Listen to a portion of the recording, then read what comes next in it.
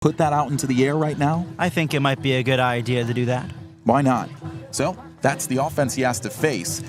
Sean Brennan's got his hands full for sure, as the Wareham Gatemen are coming off one of their best offensive performances of the year. Man, did they need that. They had been struggling in the second half. Yeah, going into that game yesterday at Bourne, or against Bourne, they had scored just 12 runs over their previous 5 games, including just 1 run in the prior 2 ball games. So to say that that performance was needed is certainly an understatement, and hopefully it carries over here today. They had a great performance at Gov Fuller Field just over a week ago. It was a 9-2 victory. It has been a bit of a struggle here in the second half, but this is the time of year that separates the good Cape teams from the great Cape teams. So we'll see what Ryan Smythe's group has in store here down the stretch. Well, the West has been the better Cape division, as 3 teams are above 500, 4 of which have a positive run differential, including the 4th place Bourne Braves, who weirdly enough have the 4th best run differential in the league. So if that gives you a little bit of a picture of the competitiveness we've seen in the West, we'll see if Falmouth can scrap their way out of the bottom of the barrel. It's game 30 of 40 in the regular season. Man, has this 2024 summer flown by. So with that, here's a guy who's been flying pretty hard so far. After 4 hits yesterday, Johan Desiro will lead things off. He has been pure contact. Ticked up his batting average by like 50 points yesterday. Yeah, not too shabby. 4-hit performance from the leadoff spot. He's got 6 hits in his last couple of ball games, and Mike Mobbs simply loves him at the top of the order. A guy who's not afraid to hunt that first pitch fastball.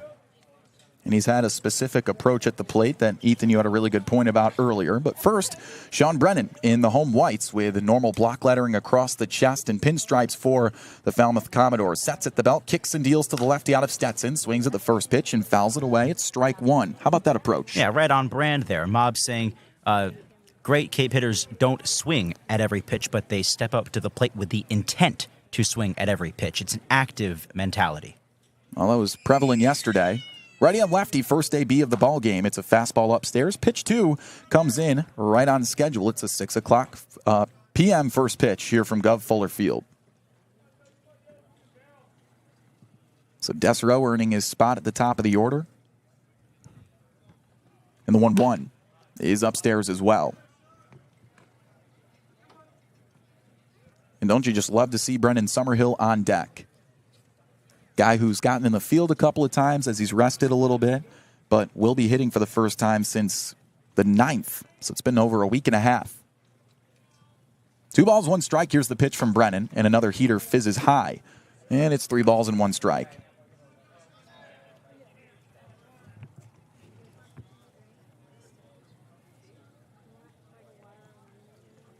Brennan ready. 3-1 on a sunny day from Gov Fuller. And that's ball 4. 5-pitch walk to get things going. Well, that's just what you want to see from the leadoff man. Get on board, set the table for a guy like Summerhill. Hopefully no rust coming off a couple of weeks of not playing. We know he's been keeping his body active. See him in the cages all the time. He's nursing a wrist injury that he sustained on a stolen base attempt a couple of weeks ago, and good to see him finally back in there. It's been a long time coming.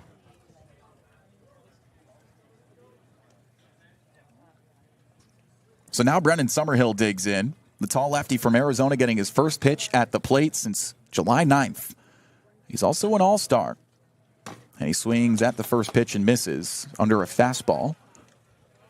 An all-star game that's going to be right here at Gov Fuller Field on Saturday. And we're getting a little preview of what the action may look like as, well, the Gatemen have 7 all-stars on this team. So good for them to not be so far separated from playing at Gov Fuller. 0-1 with a runner on first after a leadoff walk by Desiro. Swing and a flip foul down the left field line. And Summerhill, despite a little bit of a break, has certainly earned his spot as an all-star. A .323 hitter, which up until qualification standards slipped out of his grasp just a couple days ago because of that week he missed, was top 10 in the league. But it's no balls and 2 strikes. And a pickoff over to first, nothing doing. Just getting started here at Gov Fuller Field. Summerhill joined the Gatemen in the first week of the season, and he was immediately that spark plug at the top of the order that Ryan Smythe loved.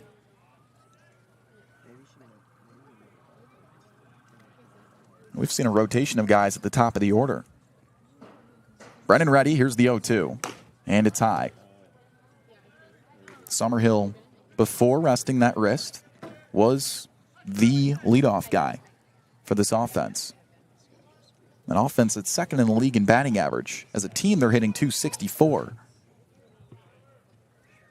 1-2. Brennan ready.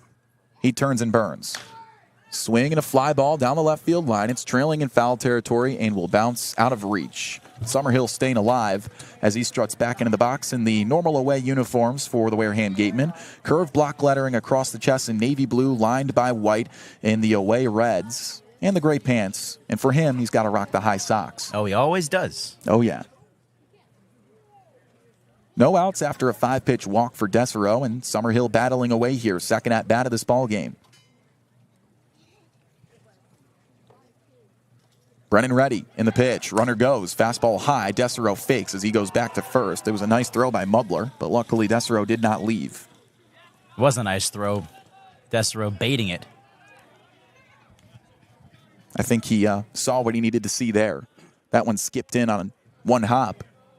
My mental clock tells me that was under 2 seconds in the pop time. 2-2 and a more modest lead for Desereau over at first. And the pitch. Bouncer to the left side. Picked up on a hop by the third baseman Carey on a second in time. Return to first, not in time. Summerhill can move. So just a fielder's choice as they erase the lead runner Desereau. One away. Defense looks sharp to start, but it is the league worst defense. How about we go around the horn and talk about who's playing defensively for the Falmouth Commodores today. Donovan LaSalle out in left field, Gavin Turley in center, Jason Jones in right. Infield, Carey at third, Gaffney at first, Keelan and Barquette, the shortstop and second baseman, your double play duo, and Scott Mudler, the catcher. For Jeff Trundy's Falmouth Commodores defensive alignment today. One away and Summerhill on first. Team lead in stolen bases. And a first pitch is inside to a guy who can definitely move him over. Murph Gray, a league leader with 38 hits. He's playing third today. He'll start at third in the All-Star game. 1-0, righty on righty, and the pitch. It's in there. Called strike by the home plate umpire, Joshua Garcia. You've got Jeff Merzell down the first base line and Matthew Newman down the third base line, your umpiring trio today. Gray has been red hot. Small lead for Summerhill on first, the 1-1. Runner goes, swing and a fly ball out to left center field. This one hit well, back at the track, at the wall, and a leaping catch by the center fielder, Turley, who just stole an extra base hit away. Summerhill has to skip back to first base, and that is a loud out number 2. That's one heck of a play out there in center field by Gavin Turley. You have to track that ball to the gap, time your leap, and he did so perfectly to rob Murph Gray. And luckily, Summerhill able to realize that ball was caught, and he scampered back to first in time. And Summerhill, a good base runner. Guy who, despite missing this past week and a half, leads the team in stolen bases by a very large margin. He had 10 in the games he'd played up till this point. Reese Chapman, meanwhile, a week and a half into his Wareham Gatemen campaign. .250 hitter. Went 2 for 4 yesterday. The lefty from Tennessee digs in with a runner on first and 2 away. Top of the first, scoreless ball game. Just getting started here in Falmouth, Massachusetts. You look up baseball weather in a dictionary, and it's this. Hard to find a cloud in front of us. In the high 80s today. Here's the first pitch. And a fastball's outside. Delayed steal by Summerhill. Throw from Mudler. It skips into left center field as Keelan couldn't handle the throw. So Summerhill with his 11th stolen base of the year. It's so interesting. They've been implementing the delayed steals and the double steals more often, especially over this last week specifically, and it's been paying off. Catch a guy like Mudler off guard. We know he's got a great arm. We've already seen it in this inning, but then all of a sudden he has to rush a throw, and there's a better chance he's going to make a mistake. Summerhill's so sneaky. Real 5-tool guy out there. So he has a small lead off of second base with 2 away, and it's a 1-0 count to the lefty. Reese Chapman at the dish. Here's the pitch. Fastball scorched up the middle, a forehand grab. No, it's past the reaching glove of the shortstop, Keelan. Summerhill rounding third. He heads home and slides in easily. A clutch 2-out knock for Chapman. It's 1-0 Gatemen. That is the identity of the Wareham Gatemen. Get on, get over, and get in. Reese Chapman took that one right back up from where it came. That's exactly what Smythe had in mind when he designed that delayed steal. After 2 losses in a row where the Gatemen combined for 2 earned runs, Yesterday, they broke out for 13 hits and 10 runs. It was just a hit fest. But for their first hit today to be one that they truly manufactured, it's got to be really good to see. Now, this guy doesn't need to manufacture a run. He can just hit it in. Antonio Jimenez, team lead, 5 home runs. He digs in. First pitch with a runner on first. It's a fastball painted for strike 1. So with a 2-out RBI single, Chapman cashes in as he stays hot after a 2-hit day yesterday. It's 1-0 Wareham. Top of the first here in Falmouth. Brennan sets at the belt. Close stance in the bump as he toes the first base side of the rubber. He turns and fires. It's outside. An off-speed misses for ball 1.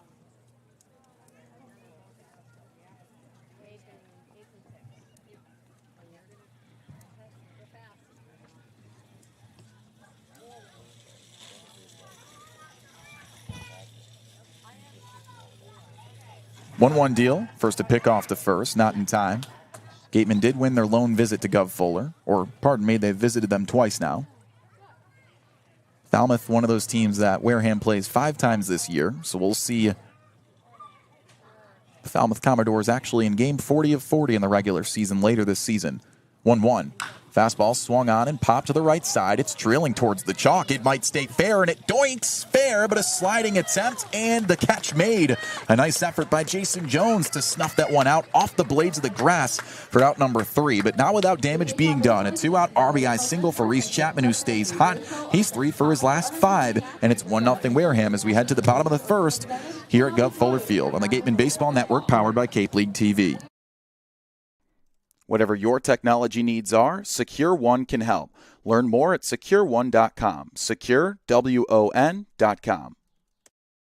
The Wareham-based Eibe Makepeace Company, founded in 1854, is North America's largest cranberry grower, the largest private property owner in eastern Massachusetts, and a recognized leader in environmentally responsible real estate development and stewardship.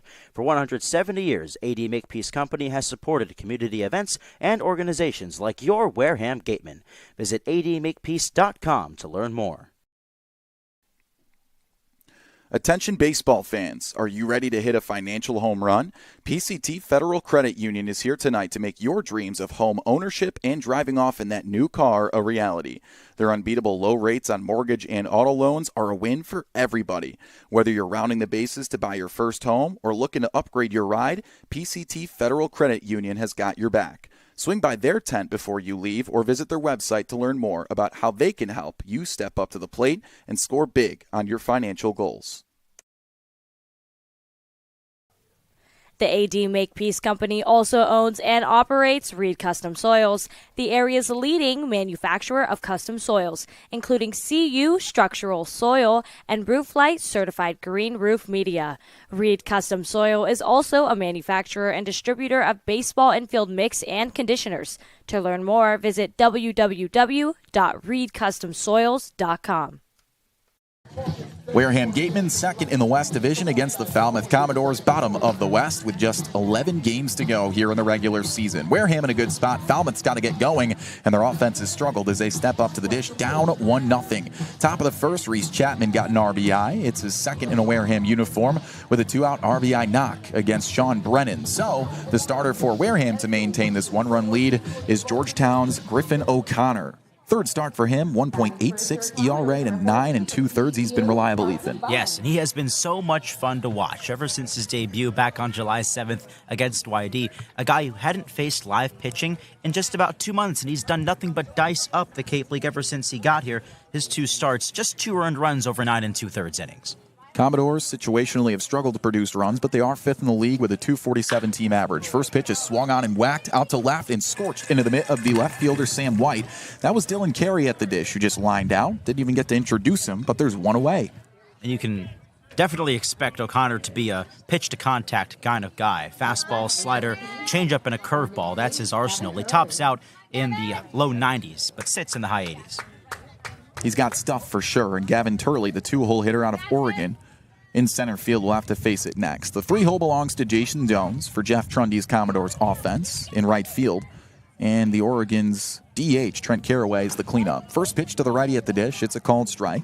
The 5-hole out of Louisville, the shortstop Gavin Keelan. Batting 6th, Luke Gaffney for the Commodores, the Purdue first baseman. Batting 7th, Donovan LaSalle out of Oklahoma State in left field. Scott Mudler, the Oklahoma catcher, batting 8th. And Isaiah Barquette from Stetson is at second base, batting 9th. Next pitch, a slider framed on the inside edge, a called strike 2. So Gavin Turley getting his first looks here. He's got a 5-game on-base streak going. Righty on righty. Second batter for the Commodores, who already have 1 out on the board after a leadoff lineout. Next pitch, an off-speed for ball 1.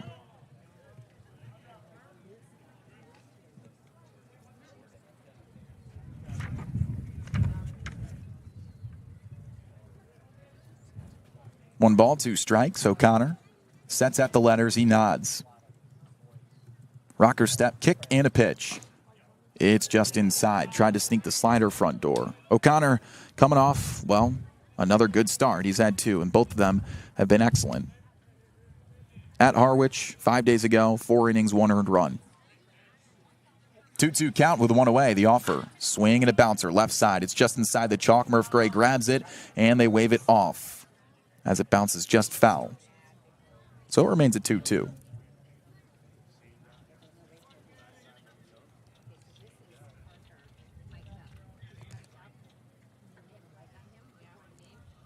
Well, it's good to see, too, Ethan, that no errors yesterday. Everything was clicking for Wareham in that win. Yeah, it was. A team that had 6 errors combined in the previous couple of ball games. They needed a clean game. Here's the 2-2 on the way. Just outside, runs to a full count. They got some help from Bourne as well. They committed 3 errors of their own. Those have been difference makers in a lot of different games for Wareham, either for them or not. 3-2, and it's stuffed in the dirt for ball 4. Free pass allowed. Griffin O'Connor might walk a couple of guys, but doesn't allow a lot of hits. Just 6 allowed in those 9 2/3 that he's pitched so far.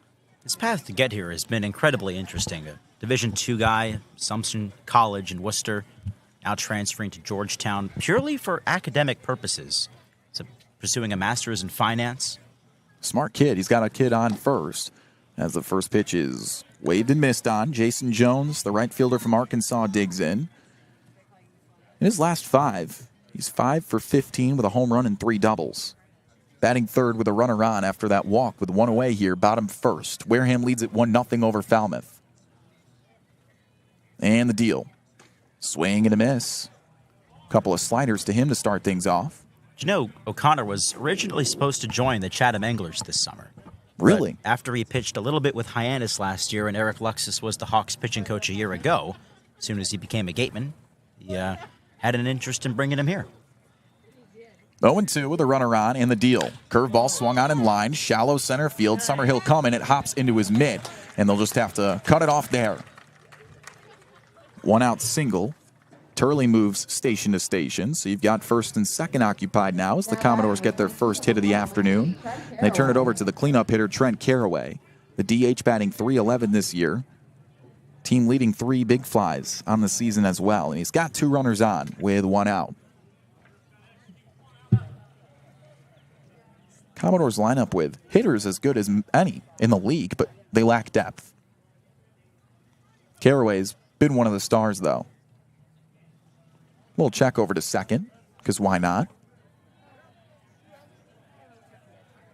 O'Connor just turned around and lobbed the ball over to Johan Desero. I don't know if it was for cadence or just because he didn't want the balk. Probably the latter. All right, now the first deal, righty on righty. Slider, front door, called strike. Wareham's defense has been reliable recently. Here's how it aligns. Sam White in left, Brendan Summerhill in center, Reese Chapman in right, Murph Gray at third, Eli Putnam the first baseman, Jimenez and Desero up the middle, and Gerald just caught a ball upstairs and inside as the catcher today. It's a 1-1 count with Carraway at the dish. And now Gerald's going to go and chat with Griffin O'Connor right there. Pops from his stance and runs out, has a chat with the right-hander now committed to Georgetown. Very humble kid, Griffin is. Funny, too. Yeah, great personality. He had a whole lot to say to Madison Walker in the pregame. Yep. The way he described pitching in road games, which is all he's done, was that he likes wearing gray pants. Just likes the way they feel. I guess. That's what he said, isn't it? Yeah, that's what he said. How they fit, okay. Madison corrects us and says that. Okay. How they fit. 2 runners on, the 1-1 with 1 away. Swinging a liner right side. It's caught by Desserel. The throw to first, and they double him up to get the penultimate runner. A nice line drive double play to cross off the side. They leave 2 stranded on 1 hit. It's still 1-0 Wareham as we head to the top of the second from Gov Fuller on the Gatemen Baseball Network, powered by Cape League TV. Welcome into our first edition of the Wareham Walk-Off in 2024. And our first guest, as we get to know you, is Tony Pluta, a right-handed pitcher out of Arizona. You ready to roll? Let's do it. Let's do it. All right, Tony. Well, you're from Chicago, so what brought you out west to Arizona? So my recruiting coordinator at Arizona knew my high school coach really well and knows that whole area very well. So it's just kind of how I got connected with them. Gotcha. So they reached out to you in high school. You told me you topped out at 95 in high school, so pretty easy to get noticed? Yeah, that definitely helps. But, you know, going to all the tournaments and all that kind of thing helps. Okay, well, on top of that, you've developed some accolades in your short career in college baseball so far. You were in the Northwoods last year, and then college ball treated you well in 2024. Your spring was pretty fun. How about that Pac-12 championship? What was that like? It was amazing, especially being the last Pac-12 championship. It was an awesome feeling to win the last Pac-12 game ever. Yeah, and then Brennan Summerhill, your Gateman teammate, hit the walk-off. So is it cool to share that moment with your summer teammate as well? Oh yeah, it's great. Every moment with Summer is something special, so it's great to have a teammate like that. Speaking of summer, you've been to a lot of different baseball destinations. This is kind of your first one for an extended period of time out east. Where does Wareham rank all time? It's pretty great. I mean, the Northwoods was definitely its own thing, but I love Wareham. It's a great spot to be. Yeah, it's been fun so far. We made it to home plate, so my final question for you, what's the goal this summer? Just pitch well, throw strikes, and get guys out. Awesome. Thank you, Tony. Thanks, Kyle. That's our first edition of the Wareham Walk-Off. We'll catch you guys next week. Sean Brennan back out on the mound as he gave up a Reese Chapman 2-out RBI single in the top of the first. Gateman defense rolls out. Griffin O'Connor gets a nice line drive double play to close out that side. So here we are with a 1-0 lead as we head into the second, Ethan. I don't know what it is about Griffin O'Connor, but I feel like he inspires this defense somehow because if there's ever a couple of runners that get on, they always seem to have some sort of incredible sparkling play that magically gets him out of it. And this time around, it was Dessereau spearing a line drive and then doubling off a runner at first. So that's just how baseball goes sometimes. So Sean Brennan, out of Keystone College, a pupil of Wareham's head coach, Ryan Smythe. Well, they've seen him well. They obviously got a scouting report on him, and now we'll see how Sam White fares. One of the all-stars for Wareham this year. And the left-handed utility digs in for his first at-bat. Righty on lefty, Brennan sets. And the first pitch. Swung on and bounced off the mound, up the middle, and past the glove of Keelan and into shallow center field. Sam White, 1 pitch and 1 hit to start off the second. Well, that snaps an 0-for-9 streak for Sam White. Love to see some instantaneous offense. 242 hitter coming into it. And a guy who just snapped a bad streak at the dish. Eli Putnam was 0-for-11 until he popped off yesterday. Went 2-for-4. Yesterday was just a real day of snapping bad skids, not just for Putnam, but for Colby Turner, Reese Chapman. Yeah, if you're talking 0 for and then enter a number, let's say 5+, we saw 4 of them get snapped yesterday. Toss over to first. Sam White just getting checked down over there. And that skid really doesn't do a guy like Eli Putnam justice because he's been tearing the cover off the ball, but, you know, wind knocking balls down or balls hit directly to outfielders just hasn't fallen his way. Hitting is a luck-based activity. First pitch to the Davidson Wildcats, swinging a line drive out toward left field at the wall and off the top of the wall. Retrieving that ball is LaSalle. He tosses it in, and Sam White pulls up to third, and stopping at second base with a double is Eli Putnam. He continues to find gaps, and that time the wall. 6th double of the year for Putnam, and that just proves what we were saying. He has been tearing the cover off the ball this time around. He just finds it over the outfielder's head. And you made a point there about bad luck. Mike Mobbs had a little bit to say about luck. Doesn't believe that that's the way to go about it. He calls it tough breaks because it's a mental thing. That's what he likes his guys to believe, that baseball's, it's just not going to bounce your way sometimes. Mike freaking Mobs. He's always got something positive to say. Here's Nate Early, DH, getting his first licks today. First pitch to the left-handed bat out of Louisville is low. 276 hitter. He's got 7 extra base hits this year. And he's also got second and third occupied to start off the top of the second. Wareham already leads Falmouth 1-0 here. Brennan ready in the pitch. Off the end of the bat and foul. Good to have a scouting report on Sean Brennan. He was very reliable for Ryan Smythe and Keystone College this year. Went 7-3 with a 3.27 ERA and 63 1/3 innings pitched.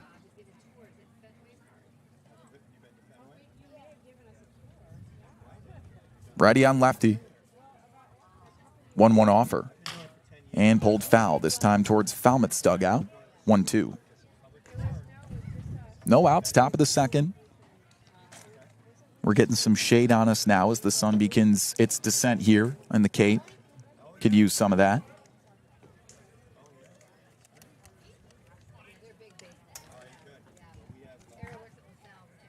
Wind blowing out to center. And here's the 1-2 to Early. Called strike 3. Front door slider, found the inside edge, a backwards K. First punch out for Sean Brennan today, and that's out number 1 in the second. A well-executed slider there from Brennan. That's just a tough pitch to take if you're early, because if you swing at it, chances are you're going to get jammed. So now it's Jacob Jarrell's turn. Clemson catcher, a .220 hitter this year. He's got 2 big flies, and he's still got 2 runners in scoring position with 1 away. Righty-righty battle now, and Brennan deals. It's low.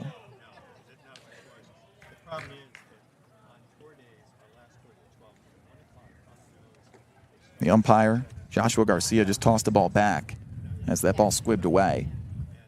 To the pitcher, Sean Brennan, and Brennan just reached up with his big paw and caught it with his bare hand.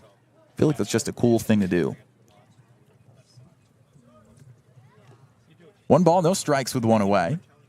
He kicks and fires. Swing and a miss. Got him with the slider, 1-1. Does that add aura points?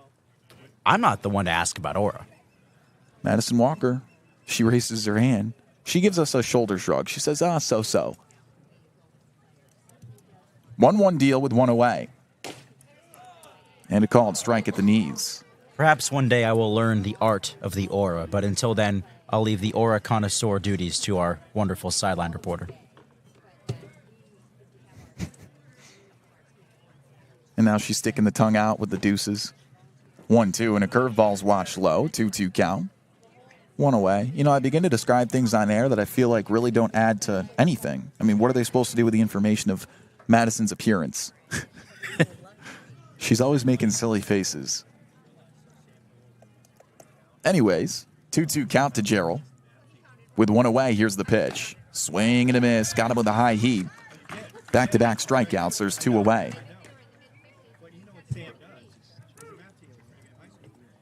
So they turn it over to the top of the order. Johan Desero walked aboard in his first at-bat, and he steps up with 2 outs in the top of the second. Wareham leads at 1-0, and he's got 2 runners in scoring position after a single from Sam White and a double from Putnam. No runs plated in the inning. .354 hitter. Brennan's ready. Here's the first offer to the lefty from Stetson. Swing and a pop. Left side trailing over in foul territory is Carey, and he runs out of room. So it's strike 1. Gatemen looking to continue a trend of early offense. They've outscored Falmouth in a season series in which they lead 2-1, 16-9 so far this year. An offense that returned to vintage form yesterday after a little bit of a skid to begin the second half. 0-1 pitch on the way, and it's scorched foul. 0-2.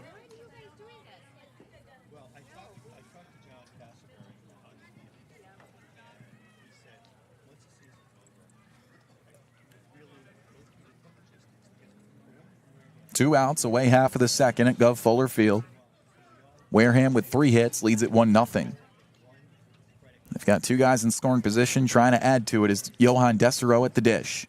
Brennan with a high set at the belt. He kicks and deals. Swing and a miss over the curveball. They secure the out. 3 strikeouts in a row to retire the side for Brennan after leading off with 2 straight hits. It was Sam White and Putnam who got aboard, and they're left stranded. So it's 1-0 Wareham. Bottom 2 up next from Gov Fuller Field on the Gatemen Baseball Network, powered by Cape League TV. I couldn't get out, so they stopped the game. Umpires actually had to peel me out of the fence. They had to pull the fence. And an incredible guest for us today on the pod, in the words of the great Jason Stark, writer, broadcaster, and distinguished former major leaguer, Doug Glanville. Doug, it is terrific to have you on today. So, any favorite ballparks that you visited while you were in the Cape? Yeah, I mean, of course, you got to love Spillane Field with like the all dirt infield or whatever you had going there, the darkened dirt.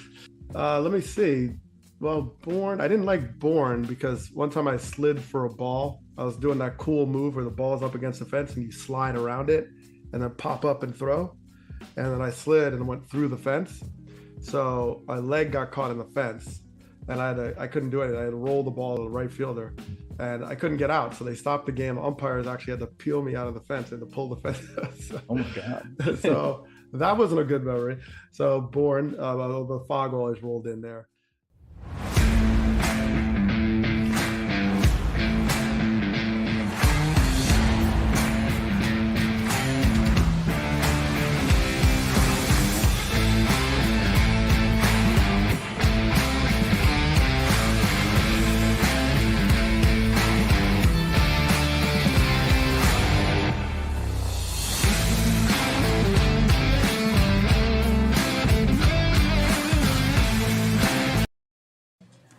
Gatemen leave 2 stranded in the top half of the second, so bottom 2 we go in Falmouth, Massachusetts.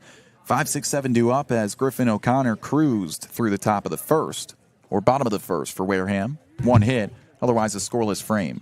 First pitch, and the lefty at the dish, Gavin Kylan, gives this one a ride out to right center field. Looking up at the wall, and it bounces off the base of the wall. Kylan off to the races. He halts a step around second and stops there. 1 pitch, and it's a leadoff double for Kylan, who is still hot. Hitting his last 6 games leading up to this point. 9 of his last 11 as well. He's been tearing the cover off the ball. Doing a good start for Falmouth here. So Kylan gets things rolling, and they turn it over to a power bat in this lineup, Luke Gaffney. 15 runs batted in. That leads the team. Runner on second, bottom 2, and the Gatemen looking to maintain a 1-0 lead over Falmouth. Here's the pitch from Griffin O'Connor. A check swing on an off-speed. He did not go around. Well, Gaffney was the guy that got to the Gatemen the last time these two teams played at Spillane, July 11th. Hit a home run, sparked that Falmouth win.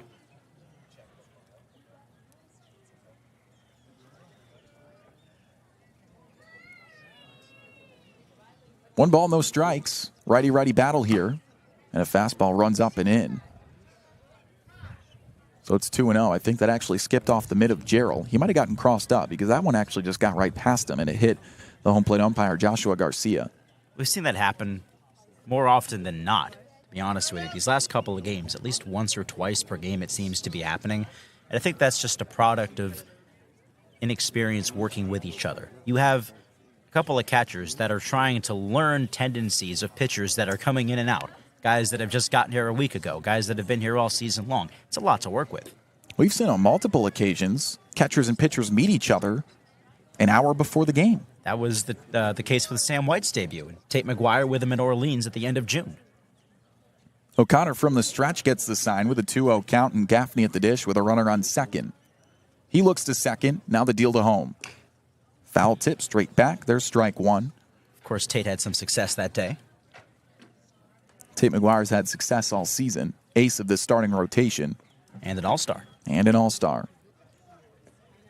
Has a couple of bullpen buddies joining him. And man, Griffin O'Connor, if he was here earlier, he could be sent to that all-star game too. He's been so reliable. 2-1. And a slider's outside, but he's looking to get out of a jam. Leadoff double to start the bottom of the second here as the Gatemen lead at 1-0 by Gavin Keelan, who's on second. And now it's a 3-1 count to Luke Gaffney. Good news, Gaffney's been a little cold at the dish despite being a RBI leader. 2 for his last 16.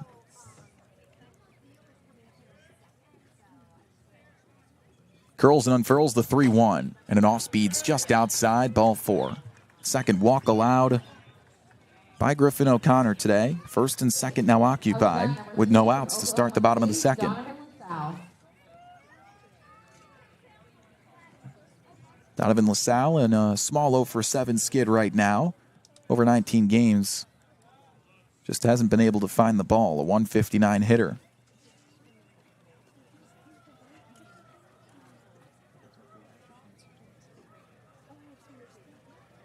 O'Connor searching for his first out. First pitch to the tall righty at the dish. And a curveball's yanked foul.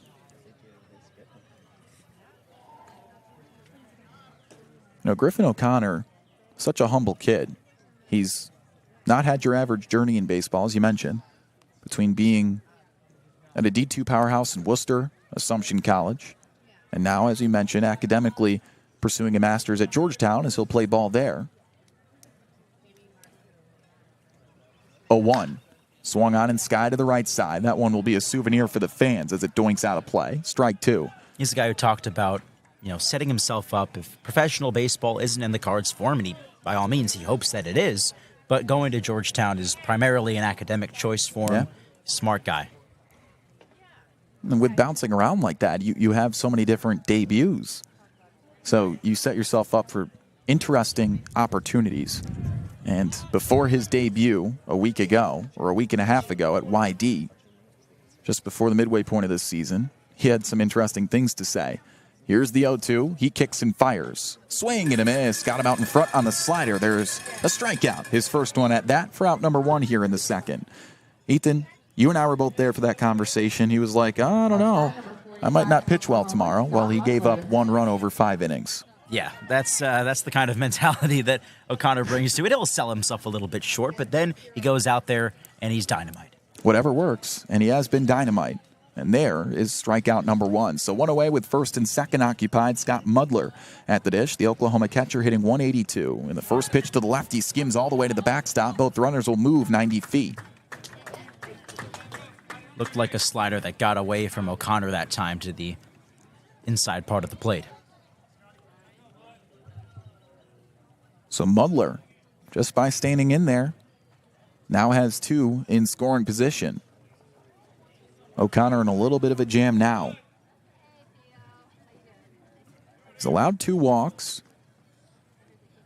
Coming into this, just 4 walks and 9 2/3 innings pitched. He sets, righty on lefty, the 1-0 is outside.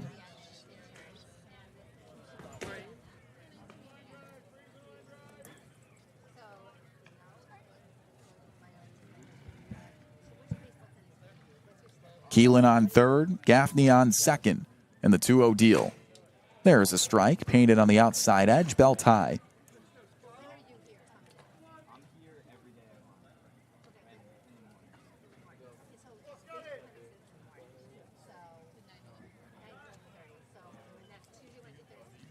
Stands tall in the 2-1 deal. A curveball swung on in line down the right field line. It stays fair and rolls all the way into the corner into foul territory and out of play as 2 runs will score.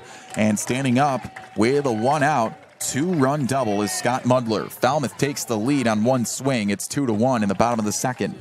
Well, that's the virtue of the open field concept here at Falmouth. There's no wall past that right field foul pole, just to the right of the pole, so anything that rolls past it onto the gravel and into the stands is going to be a ground rule double and maybe save him from getting a triple there. Just tucked it right over the glove of Eli Putnam, and it stayed fair down the right field line. So now it's just a runner on second, and Falmouth leads it 2-1. Isaiah Barquette batting ninth, a .216 hitter, and the first pitch to the righty out of Stetson is fouled straight back. 3 hits for either squad, but the Commodores with a 1-run advantage. First time giving up multiple runs in an appearance this year for Griffin O'Connor. He now deals to the righty at the dish. It's outside. 1 ball, 1 strike, 1 away. Bottom of the second.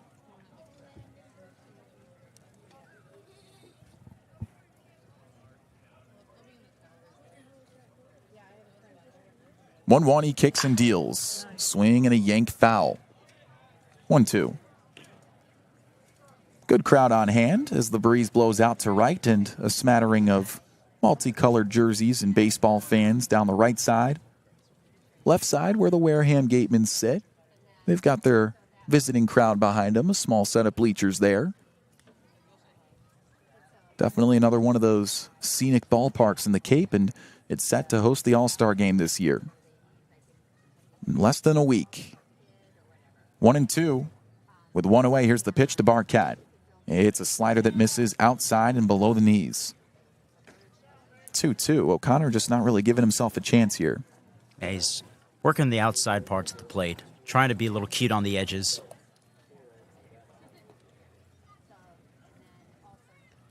2-2 on the way, and it's the same spot. Full count with one away.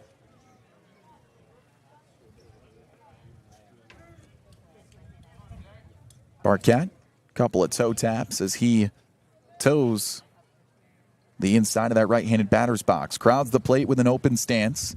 O'Connor sets, looks to second, and the 3-2 is fired. Swung on and popped up. Right side, the ballpark will hold it. Ranging over in foul territory is Putnam. He's got it. Faking the tag from second and staying there is the runner Scott Mudler. Big out number 2 for O'Connor as he flips it to the top of the order. After that, number 14 from TCU, Carson Bowen.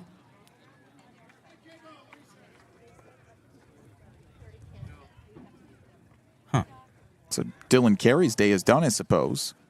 Nebraska third baseman lined out in his first at-bat. Instead, it's Carson Bowen coming in to pinch hit.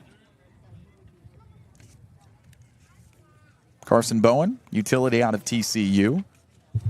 And time is called as Jacob Jarrell will go out to the mound and chat with him. I'd imagine that's a scouting report, as this is a very early substitution. Not sure what prompted it. Bowen, a .290 hitter. 397 on base. I mean, definitely one of their better hitters, but not in the lineup to start the day. He's been scorching hot over his last 10 games, hitting .371, 13 for 35. Well, it definitely changes things. I mean, Dylan Carey, a great hitter in his own right, but Carey a little slow recently, while Carson Bowen digging in, as you mentioned, one of the hottest bats in this lineup. First pitch to the righty that he sees today is outside. Curious why he was on the bench to begin with. Yeah, it makes me wonder too. Same can be said about Jackson Willits. 1-0 with 2 away. The fastball swung on and clubbed out to right field, ranging over at the wall, reaching up and making the catch at the wall. To rob that hit is Reese Chapman. Loud out number 3. 1 left on the bags, but 2 do come in on a 2-run knock by Scott Mudler with 2 hits in the inning for the Commodores.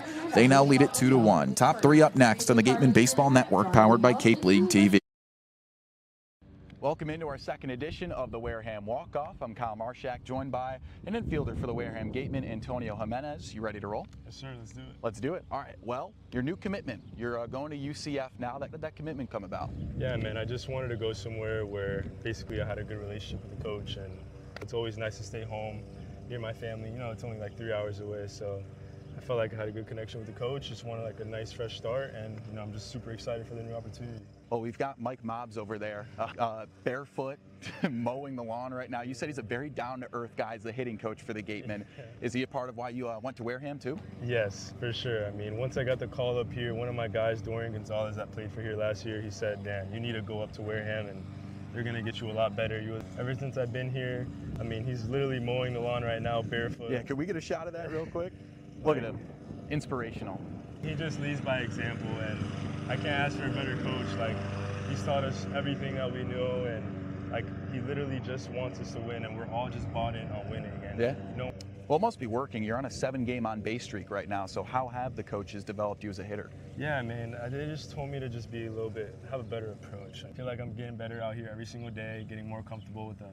Let's wrap it up with this. The end goal. What do we need to know about Antonio Jimenez going forward? Antonio Jimenez, I mean, just being the same guy every single day, getting better, like not only as a player but as a person. Right now, my focus is on today. We have a big game today. we're trying to build off that momentum from last game, bring it on to this game against Bourne. So we're just super excited to play. We'll catch you guys in our next edition of the Wareham Walk-Off. Scott Mudler came through for the Falmouth Commodores, a 2-run double back in the bottom of the second. Top three we go, as the Commodores now lead it 2-1, just their second lead against Wareham all year. As the Gatemen lead the season series 2-1, they've outscored them 16-9. But so far, 3 hits aside, and the Commodores come out on top with just a clutch one with 2 runners in scoring position. Yeah, it's great to see there. And looking at this Falmouth lineup as a whole, their struggles this year, it's been a lack of depth. It's been a lack of consistency from this offense, and teams easily outpace them. Defense hasn't done them any favors as well, so let's see if the Gatemen can get back on it here. As for the Gatemen, returned to vintage form offensively yesterday on 13 hits and a 10-5 win against Bourne, and now they re-add a guy who's been resting, Brendan Summerhill. Great to see him as he digs in for his second at-bat. Got aboard with a fielder's choice, came around to score in the first. First pitch, back foot slider to the left-handed bat out of Arizona. 1 ball and no strikes. It's good to see that, we're only 2 innings into this game, and Summerhill's red jersey already dirty. What's new, right? He loves to get dirty. Stole a base earlier. 1-0 righty on lefty. Sean Brennan, 3rd inning of work. The pitch. Fastball skied behind us, a foul ball for strike 1.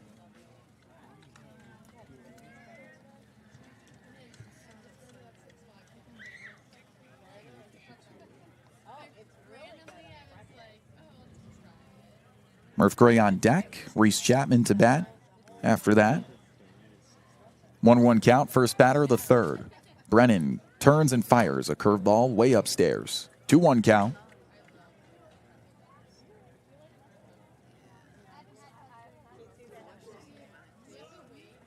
Summerhill, real 5-tool guy. But when you're using all 5 tools, it just makes you more prone to little nagging things throughout the body. 2-1. That's upstairs. Morgan Purrier, our trainer for the Wareham Gatemen's, done a great job of keeping a guy definitely like Summerhill in tip-top shape throughout the year. He needs it, the way he plays baseball, like his hair is on fire. Yeah, absolutely. And everyone relies on Morgan, for sure. 3-1, no outs, just starting the top of the third, 2-1 Falmouth. Summerhill looking to get things started in the 2-hole. 3-1 pitch from Brennan. Swing and a line drive down the left field line. It's carrying, but the ballpark will hold it, and reaching up to make the catch is the left fielder LaSalle. Loud out number 1. I'll tell you what, ball seems to be carrying here in Falmouth tonight. And we could use that. Sean Brennan's weakness is the big fly. 2 starts, home run allowed in each. Eli Putnam got a hold of 1, and Murph Gray can get a hold of 1. Tied for a team lead with 5 home runs in the year. He's hitting .437 in the second half. Sure enough, he's come out as an all-star. Batting third today, he's 0 for 1 with a line out to center. 1 away in the first pitch to the righty. Swung on and clawed out to center field. It's dropping, but it lands in the mid of the center fielder, Turley, as he grabs it for out number 2. Another at-bat, another line out. A lot of hard-hit balls today. Yeah, and 2 lineouts to start this inning. 2 up, 2 down quickly. And now Reese Chapman will look to keep this inning alive. Hit an RBI single back in the first.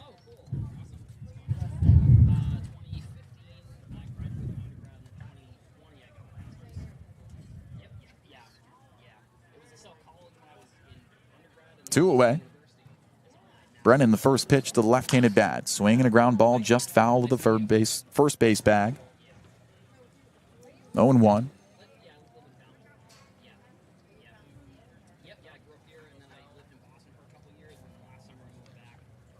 Wish there was a stat for lineouts.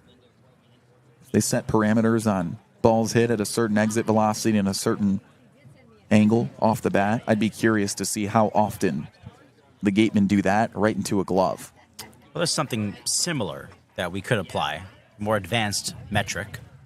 I know where you're going with that one as we watch the 0-1. Swung on and lined out to right center field. Charging is Turley, and the expected batting average on that was probably high.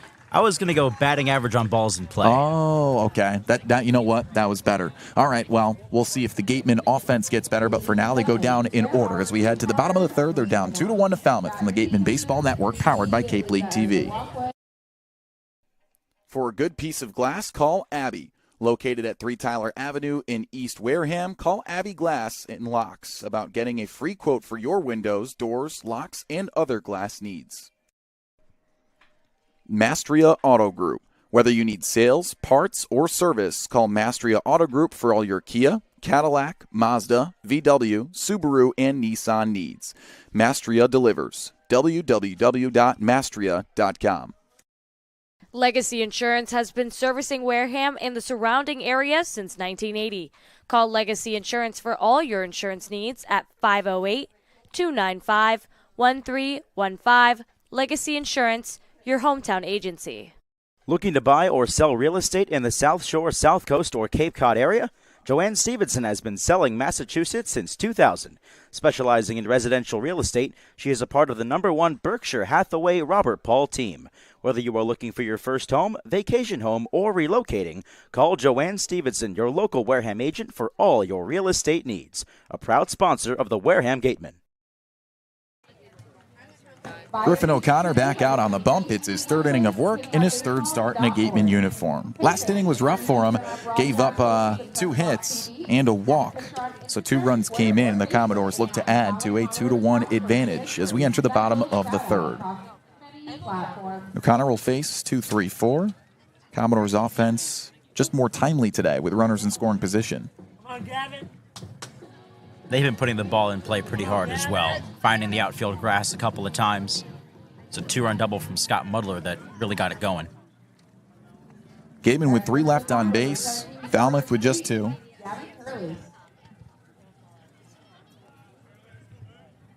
As Gavin Turley digs in, he walked aboard in the first. O'Connor toes the first base side of the rubber and stands tall. And here's the first pitch to Turley, on the way.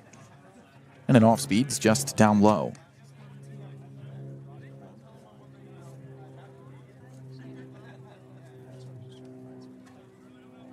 Turley, an outfielder from Oregon. Here's the 1-0, and it's painted on the inside edge. Commodores with a lot of former draftees. Turley, drafted in the 19th round. Back in the 2022 June amateur draft out of high school. 1-1 pitch. It slides outside. And with Oregon State, he's looked like a draftee. 277 hitter with 19 home runs in the Pac-12 this past year. 2-1 deal to him. And it's just inside. 3-1 count.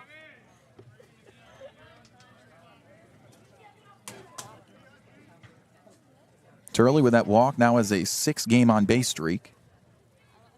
3-1 is swung on and hammered out to center, but Summerhill has a beat on it and finds the line out over his left shoulder for out number 1. Both teams just locked in today. That's 4 lineouts in a row, including last inning where the Gatemen went 3 up, 3 down in that fashion. Sometimes it's just hard to find grass.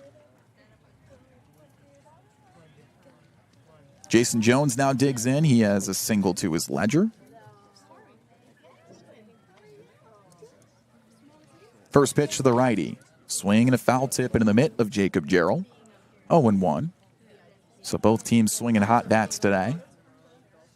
On what was a hot day in Falmouth. Luckily, it's cooled off. Here's the 0-1 from the full. A slider outside. 1-1 count with 1 away. Bottom 3. It's 2-1 Falmouth. You know what you need when it's hot out? What do you need? Electrolytes.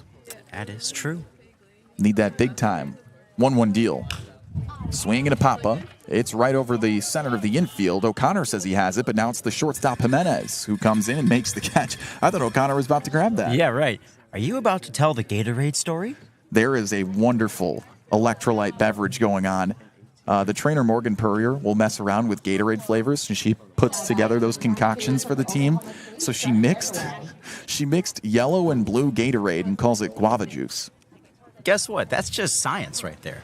See, the sad part is I had to ask you earlier what 2 colors combine to make the color green. Did you not go to preschool? It's been a while. 2 up, 2 down, and the first pitch is cut on and missed. At the dish is Trent Caraway. He lined into a double play his last time up, and now he's down 0-1.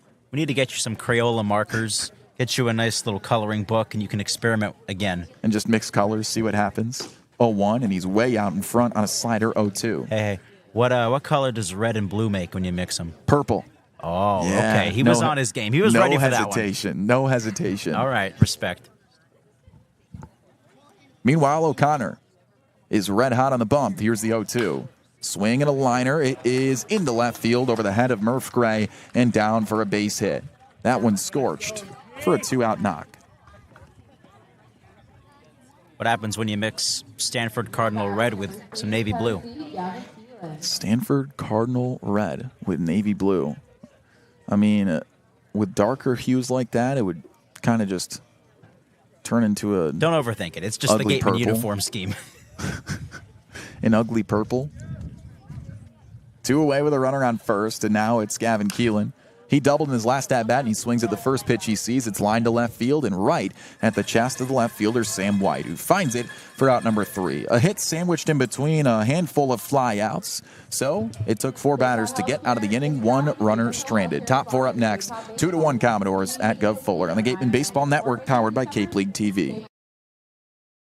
Welcome into our second edition of the Wareham Walk-Off. I'm Kyle Marchak, joined by an infielder for the Wareham Gatemen, Antonio Jimenez. You ready to roll? Yes, sir. Let's do it. Let's do it. All right. Well, your new commitment. You're going to UCF now. Did that commitment come about? Yeah, man. I just wanted to go somewhere where basically I had a good relationship with the coach, and it's always nice to stay home near my family. You know, it's only like 3 hours away, so I felt like I had a good connection with the coach. Just wanted like a nice fresh start, and you know, I'm just super excited for the new opportunity. Well, we've got Mike Mobbs over there, barefoot, mowing the lawn right now. You said he's a very down-to-earth guy. He's the hitting coach for the Gatemen. Is he a part of why you went to Wareham, too? Yes, for sure. I mean, once I got the call up here, one of my guys, Dorian Gonzalez, that played for here last year, he said, Dan, you need to go up to Wareham, and they're going to get you a lot better. Ever since I've been here, I mean, he's literally mowing the lawn right now, barefoot. Yeah, can we get a shot of that real quick? Look at him. Inspirational. He just leads by example, and I can't ask for a better coach. Like, he's taught us everything that we know, and like, he literally just wants us to win, and we're all just bought in on winning. And yeah. You know, well, it must be working. You're on a 7-game on-base streak right now. So how have the coaches developed you as a hitter? Yeah, man. They just told me to just be have a better approach. I feel like I'm getting better out here every single day, getting more comfortable with that. Let's wrap it up with this. The end goal. What do we need to know about Antonio Jimenez going forward? Antonio Jimenez, I mean, just being the same guy every single day, getting better, like not only as a player but as a person. Right now, my focus is on today. We have a big game today. We're trying to build off that momentum from last game to bring it on to this game against Bourne. So we're just super excited to play. We'll catch you guys in our next edition of the Wareham Walk-Off. Ball is foul. 5, 6, 7 due up to start off the top of the 4th here. Gatemen down 2-1 in their 4th meeting with the Falmouth Commodores in 2024. 11 games to go in the regular season. The Gatemen looking to maintain a good seed as they sit at 2nd in the West Division. They played it a run on a Reese Chapman single in the first, but it was a 2-out, 2 RBI knockback in the second for Falmouth off the bat of Scott Mudler to take that lead, which has been maintained after a couple of goose eggs in the third. Antonio Jimenez, first batter of the 4th inning here in Falmouth. He's 0 for 1 after a fly out to right field. Sean Brennan, 4th inning of work in his 3rd start. Show and bunt, and Jimenez gets it down. It doinks along the chalk and curls just foul down the 3rd base line. Strike 1. Gatemen find themselves, just a game back of first place with Katuitt ahead of them, and they're down right now, 5-2 to YD. So, a game in the 6th inning. And the West Division has been contentious this year. While the Gatemen have maintained the top spot up until a few days ago, for like 3 weeks, Katuitt caught them, and Hyannis is just a couple games behind the Gatemen now. And Madison Walker loves the fact that I just said doink on air. It's 0-1, first batter of the 4th, and the pitch to Antonio Jimenez is low. 1-1. Walker, are you okay? She's sitting here chuckling at the fact that I said doink. Something about her and onomatopoeia. She just finds those words so funny. Anyways, here's the 1-1 to Jimenez. Brennan sets. Long set as he gets the sign and the pitch. Swung on and skied, foul. 1-2 as that ball doinks into the crowd. Doink.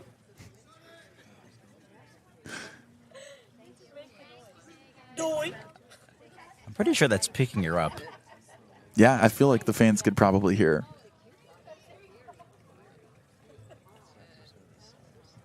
One and two. We're having fun right behind home plate as the pitch is low. 2-2 count to Jimenez. Sometimes you just get too comfortable with your coworkers long into a season. So true. So true. It's 2 balls and 2 strikes to Jimenez here. Or Himmy, as they call him, the pitch to him. And that one's low. And now our producer, Allison, is getting a chuckle out of that.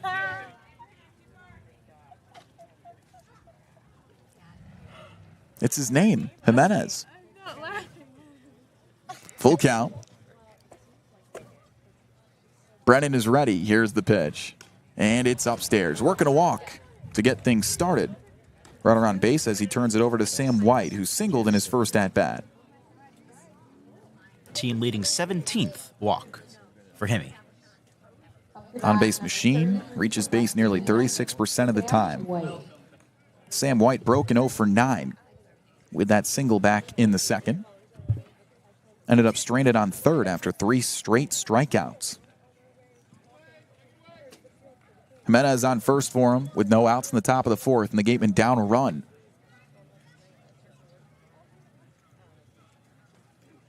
Brennan with a closed stance as he toes the first base side of the rubber. Looks to first, kicks and deals to home with the lefty at the dish. And a fastball framed just below the letters, a called strike in the outside edge.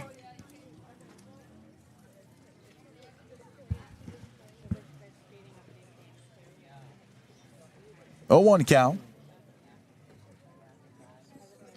Brennan, couple of toe taps. He turns and burns. The 0-1 on the way. Swing and a roller, right side. Picking it up, the first baseman Gaffney on a second in time. Return throw from Keelan over to first. It is in time there. 3-6-3 double play. And the bases are emptied. 2 down. Give the Commodores some credit today. Their defense has been sound. Infield and outfield. We saw some nice diving plays, running grabs in the first couple of innings. Now the infield turning a nice double play here.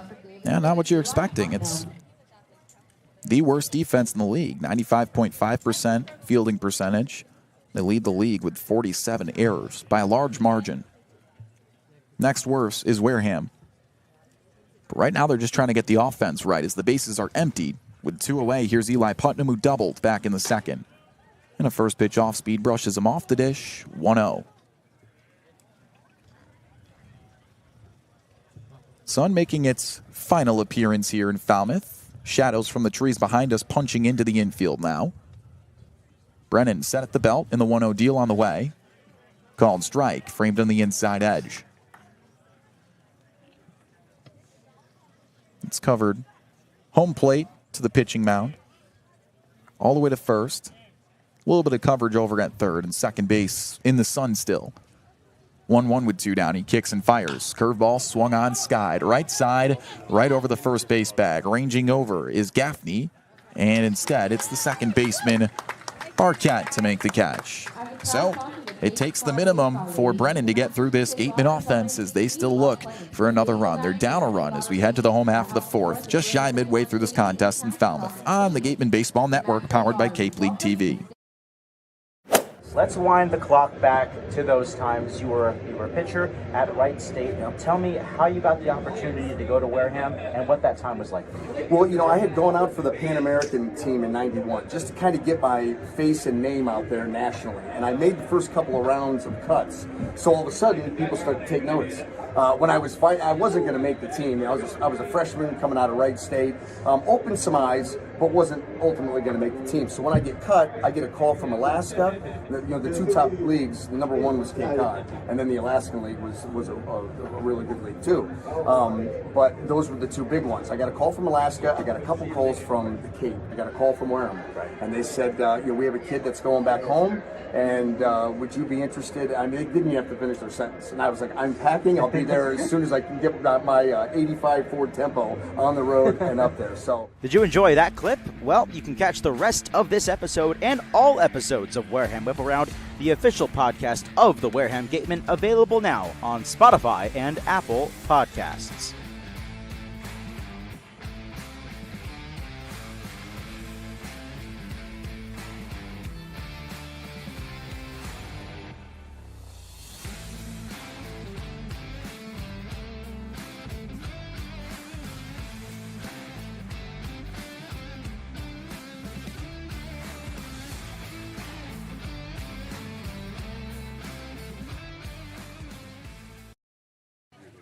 Luke Gaffney to lead things off in the bottom of the fourth. It's 2-1 as the Falmouth Commodores have a one-run advantage in their fourth contest with the Wareham Gatemen in 2024.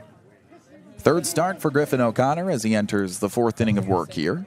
He's allowed 4 hits in the first pitch to the righty at the dish. Swinging a rollover, shallow to short. Sunday hop to the chest of Jimenez. Settles, throws, it's in time. 1 pitch and 1 out to start the bottom of the fourth. We've seen Jimenez handle his fair share of tough hops this year, but that one was just a layup for him. Yeah. Like the lob to an alley-oop. And Jimenez has been very sound at short all year. And Griffin O'Connor plays into his defense that has been reliable for him specifically. With 1 away, here's Donovan LaSalle, the right-hander. He swings at the first pitch curveball and tips it foul right behind home plate. 0-1 count with 1 away as the Commodores have a small lead that they've maintained since a 2-run knock from the guy who's on deck, Scott Mudler. That was back in the second. Bunch of goose eggs since.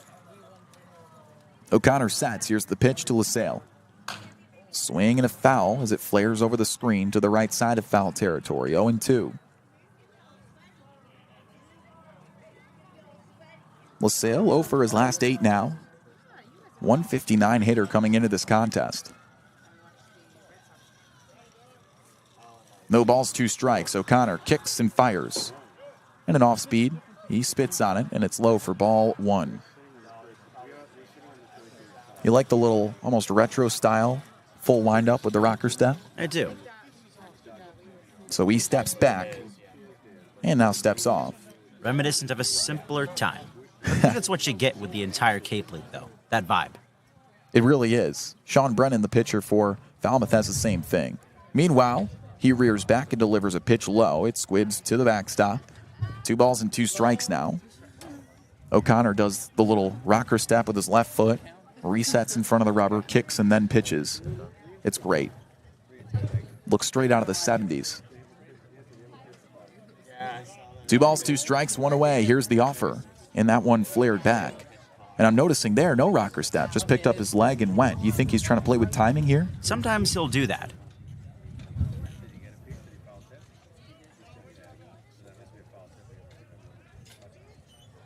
So it's still a 2-2 count. O'Connor sets on the first base side of the rubber. Rocker step, kick, and a pitch. It runs just inside and hits off the elbow guard of Donovan LaSalle, who now bends over in a little bit of a grip. Yeah, it looked like it hit his wrist, as a matter of fact. But he'll go to first, a hit by pitch with 1 away. Yeah, definitely in some pain. Not a great feeling. That ball just went up and got him. Yeah, now he's just got to take a second. If there's one spot you don't want to get doinked, it's that. So he'll be on first base, and he turns it over to the guy who plated both runs for Falmouth today. It was a 2-run double back in the second. Scott Mudler, the catcher out of Oklahoma. Just his 9th game in a Falmouth Commodores uniform, and he really hasn't been that electric of a hitter. 4 for 22 coming into it. But, again, a very timely hit, as the Commodores have just been more punctual today at the dish.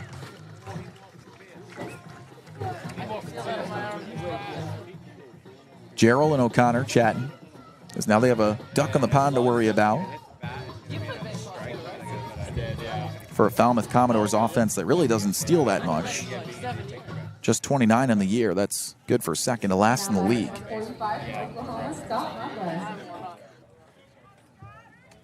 Mudler digs in. First lefty for O'Connor in the inning. Gateman down 2-1.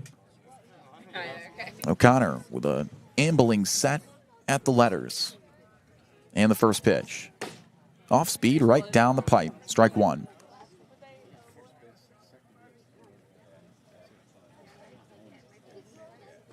O'Connor leads over his left leg from the stretch, peeks over his left shoulder at first, and now he sets. And he curls and unfurls the 0-1. And it's a fastball high. 1-1 count now.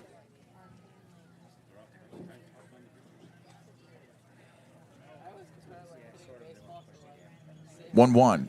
He departs and delivers. It's a fastball swung on and hit to opposite field, giving chase and making the catch is Sam White as he finds it in the gap for out number 2.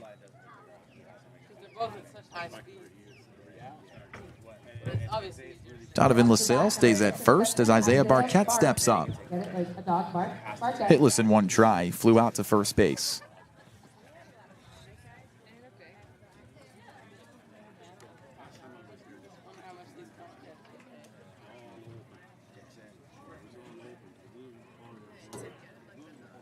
Righty on righty with one runner on. First pitch from O'Connor. It's low.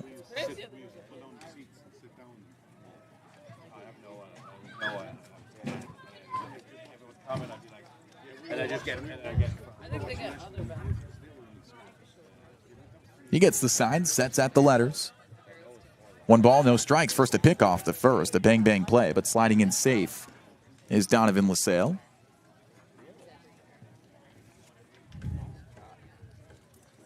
O'Connor's got some athleticism in his blood. First he sets at the chest and now resets as home plate umpire Garcia calls time. His father Joe played basketball at Bridgewater State College. Now I got to ask him if he's a good basketball player. O'Connor ready, and the 1-0 is fouled back. Seem to recall Murph Gray had some hooping abilities, right? He had a 30-point game in high school. That's pretty good. Yeah, it's really good.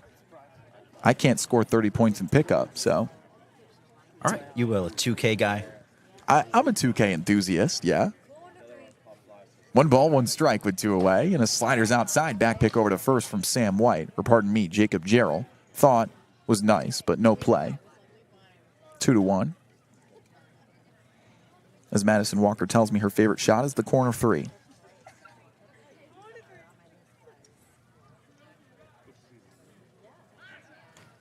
Another toss to first, nothing doing. You a hooper at all? From time to time, I may partake. I love the way you and I talk about sports. 2-1, O'Connor kicks and fires, and that one swatted foul again. Little rainbow into the seats. I'm more of a wiffle ball guy. You and I play some serious wiffle ball together. Oh, man. It's great. It's fiery, it's competitive. It also involves Tony Pluta sometimes. It's been awesome living with Tony Pluta. An all-star. We live with an all-star. Can you believe that? 2 balls, 2 strikes, and 2 away. O'Connor ready. Here's the pitch to Barquette. Fastball swung on and clubbed. It's a blooper down the right field line. Giving chase, coming in, and making a striding grab is Chapman. He lost the hat, but he found the baseball for out number 3. 1 left stranded on a hit by pitch from LaSalle. And it's still 2-1 as the Gatemen are down a run. Top 5 coming up next from Gov Fuller Field on the Gatemen Baseball Network. But before we do, let's toss it over for some more fun with a third member of our crew, Madison Walker. Thank you so much, Kyle. I want to start off with Griffin O'Connor, pretty consistent on the mound. I feel like this matches up with all his usual starts. When I talked to him before the game, he said, honestly, he wasn't a big fastball guy. It's not his favorite pitch, not one he relies on. He's a big off-speed guy. But it's funny because one of the strikeout that we saw was an 87 fastball. So maybe he's being too hard on himself. We need to see a little bit more of his fastball. But let's talk about Summerhill. First game back, already has scored a run, delayed steals, hits a single. I mean, he comes out and he shows exactly why he was an all-star, even though he's missed so many games. So I think that we just have so many consistent guys on our team, from the pitching to the hitting, and I think that that's honestly the best part of our team and why we get so many wins and why we're able to bounce back after losses, because we have that consistency rather than just luck like you guys were talking about earlier. So hopefully we can get some more runs scored on this board, but for now I'm going to throw it back to you, Kyle and Ethan. Thank you, Madison. Yeah, I mean, that's pretty much been the storyline today, right? Summerhill back. Good to see that. The offense trying to remain in vintage form. And then on top of that, pitch-to-contact approach from Griffin O'Connor, who cruised through that scoreless inning. So the Gatemen look to tie things up as we head to the top of the fifth. Ethan, got to get the offense going. It's 8-9-1 due up. Yeah, what we saw yesterday at Bourne was a complete offensive performance from top to bottom. So let's see if the bottom of the order can get engaged here. These couple of guys coming up here, 0 for 1 with a couple of strikeouts. So look to get them going. Yeah, and that's in the light of being not too far removed from a rough performance 2 days ago against Katuitt, where other than Murph Gray and Johan Desiro, the lineup went a combined 0 for 24. That was not the story yesterday on 13 hits, and we see if we can get production throughout the order here. Nate Early 0 for 1, batting 8th today. Left-handed bat from Louisville, has 1 home run, and it was a bomb. Haven't seen a big fly from him since. This would be timely now. Sean Brennan, 5th inning of work. He sets at the belt. Here's the first pitch to Nate Early. Swinging a fastball scorched out to right center field. It drops and rolls all the way to the track. Rounding first, Nate Early strides into second and stops there. First pitch he sees is a double, and we've got a runner on second to start the top of the fifth. Early has a thing for extra base knocks. That's his 7th double of the season. And 16 of his 17 hits have come against right-handers, so no surprise that trend continues. One of the few guys in the team that really sees right-handers that well, a team that prefers the lefty.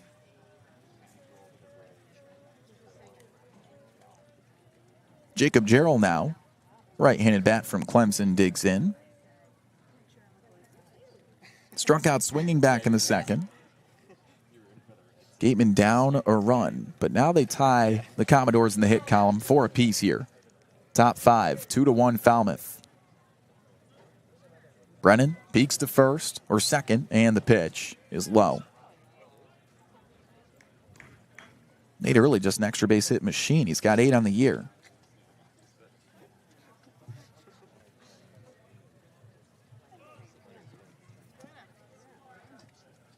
Runner on second. Gerald with a chance to tie this ball game up. 1-0. Squibbed in the dirt. The thing about Early is that all of these extra base hits, they come with nobody on base, or at minimum, a runner on first, because he's only driven in 1 run this year, and coincidentally, that was himself on a solo home run, so go figure. It is bizarre, the fact that he doesn't really get the opportunity to drive runs in. Because when you have extra base hits, like he does, you would think he has RBIs to follow. You talk about luck. I mean, he somehow finds himself at the dish with no runners on very often. But it's a 2-0 count to Gerald as Early stands on second. And a fastball right down the heart of the plate is taken for strike 1.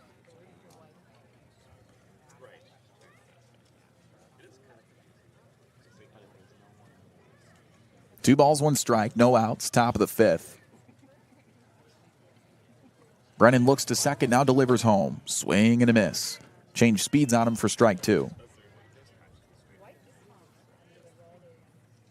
Wind whipping out to center field as the lights are just turning on a beautiful day for baseball in Falmouth. Deuces wild in the count. And the pitch. Breaking ball low. Full count.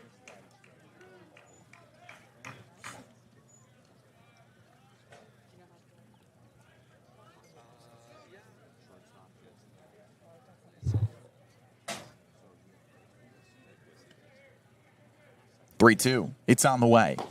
And it's outside. Gerald working a great walk there. Yeah, terrific at bat from Gerald. Took a couple of close pitches, spat on that slider on the outside. Now it sets up the top of the order pretty well here. It's exactly what we hoped for going into this half inning. Was engaging the bottom half of the order, and that's what's happened. So now there are 2 runners on. They turn it over to Johan Desiro. Now this guy's been sneaky. He's shown the ability to hit with pop. Does have a couple of home runs this year. But for the most part, is able to find gaps. Nothing crazy like that. And has collected a 354 average. Meanwhile, Nate Early nursing something out there at second base as the trainer Morgan Purrier will stride out there with Ryan Smythe, the head coach. You see what Early was taken care of there? No? Saw him slightly bending down, so maybe something with the lower half. But I don't want to speculate. Well, just from the eye test, I can tell you Early is one of the larger human beings on this team. The more muscle you have, the more muscle you can pull. So, and well, he timed and sequenced his stride to second on that double he hit to start this inning for sure. All right, Morgan and Smythe will stroll back to the dugout.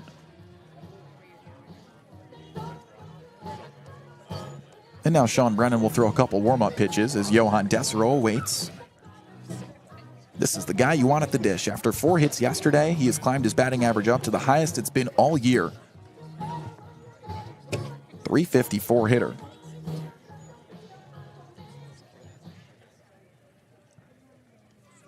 All right, Brennan ready. Nate Early stands on second. Gerald on first. The Gatemen down a run. It's 2-1 at Gov Fuller Field. Top 5. And a big chance for Desero to not just tie it, but take the lead. Righty on lefty. Brennan looks to second. Now the offer. And a curveball's left high.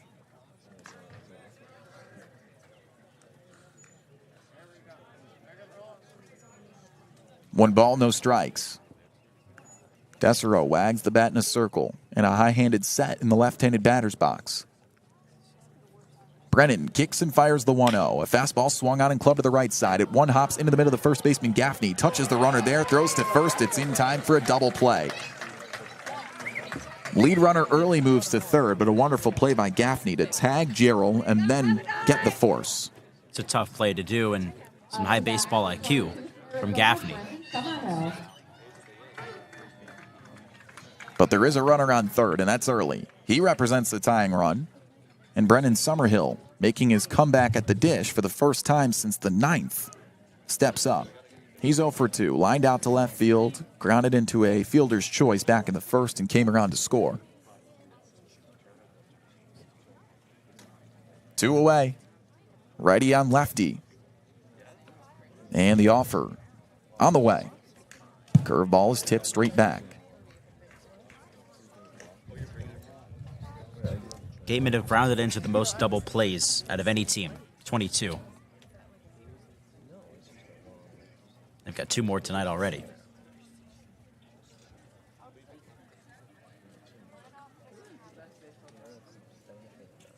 Sean Brennan ready.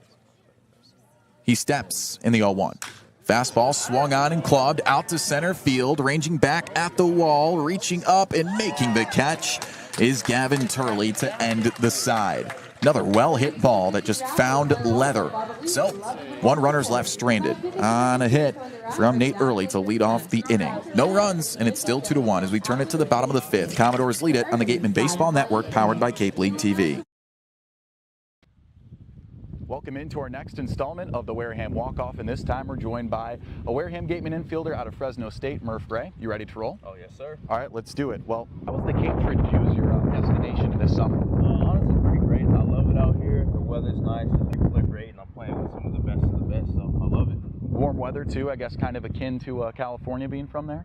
Yeah, pretty similar. I'd say it's more humid here, but I mean, it's more dry heat in California. Gotcha. All right, well, before you were Mountain West Freshman of the Year, you had a pretty good high school athletic career. I heard you played basketball. Were you a good hooper? Yeah, I was a decent hooper. I played some center, some power forward. I did all right. Okay, you were kind of forcing that center role. I mean, you're 6'4", 6'5". I guess you were the tallest kid on the team? Oh, yeah, for sure the tallest on the team, so I kind of got forced into that.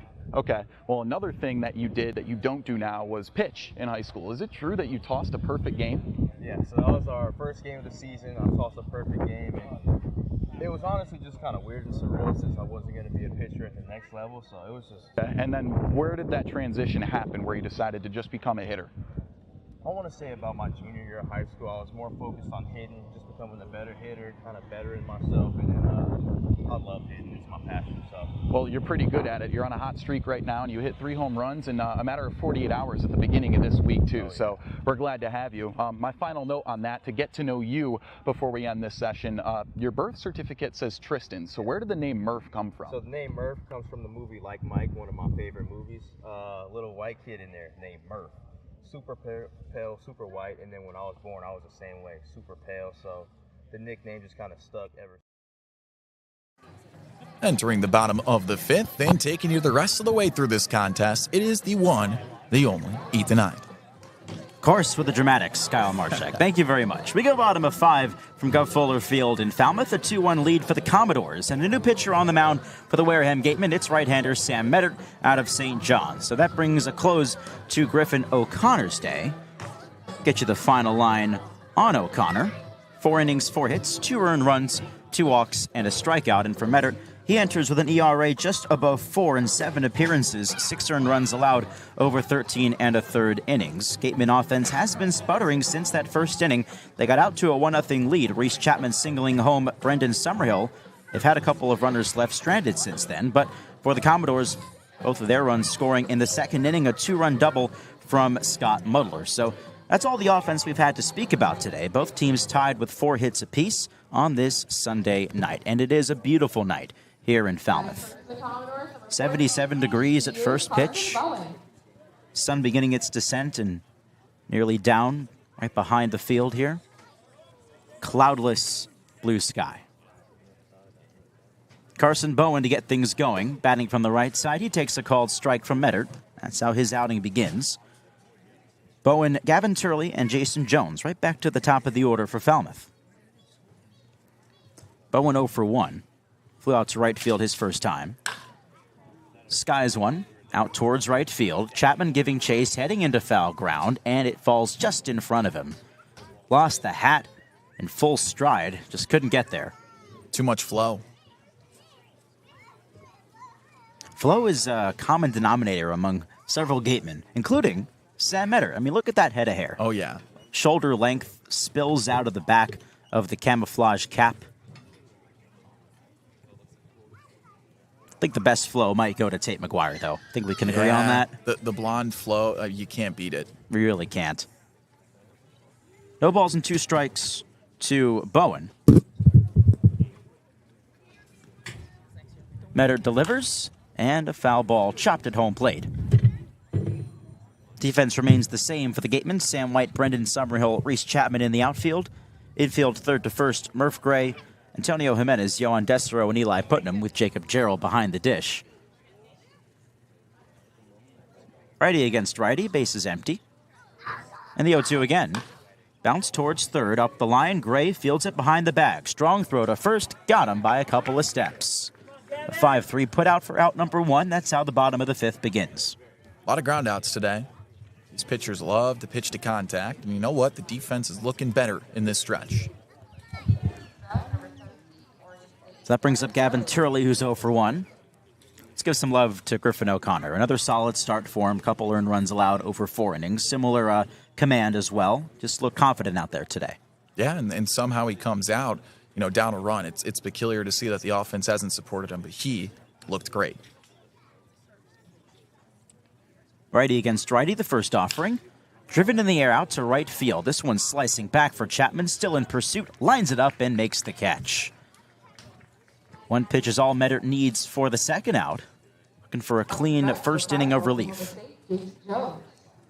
Sam Meddert doesn't really make that many mistakes. So, that one, fastball left high, and of course, Turley gets under it. Just executing early. So that'll bring up Jason Jones, the Oklahoma State right fielder. Base is empty, 2 gone in the last of the 5th, 2-1 Commodores. And a high fastball just misses for ball 1. Meddert rocking the high socks, like so many of the Gatemen are. Blue socks contrasting with the maroon-red jersey.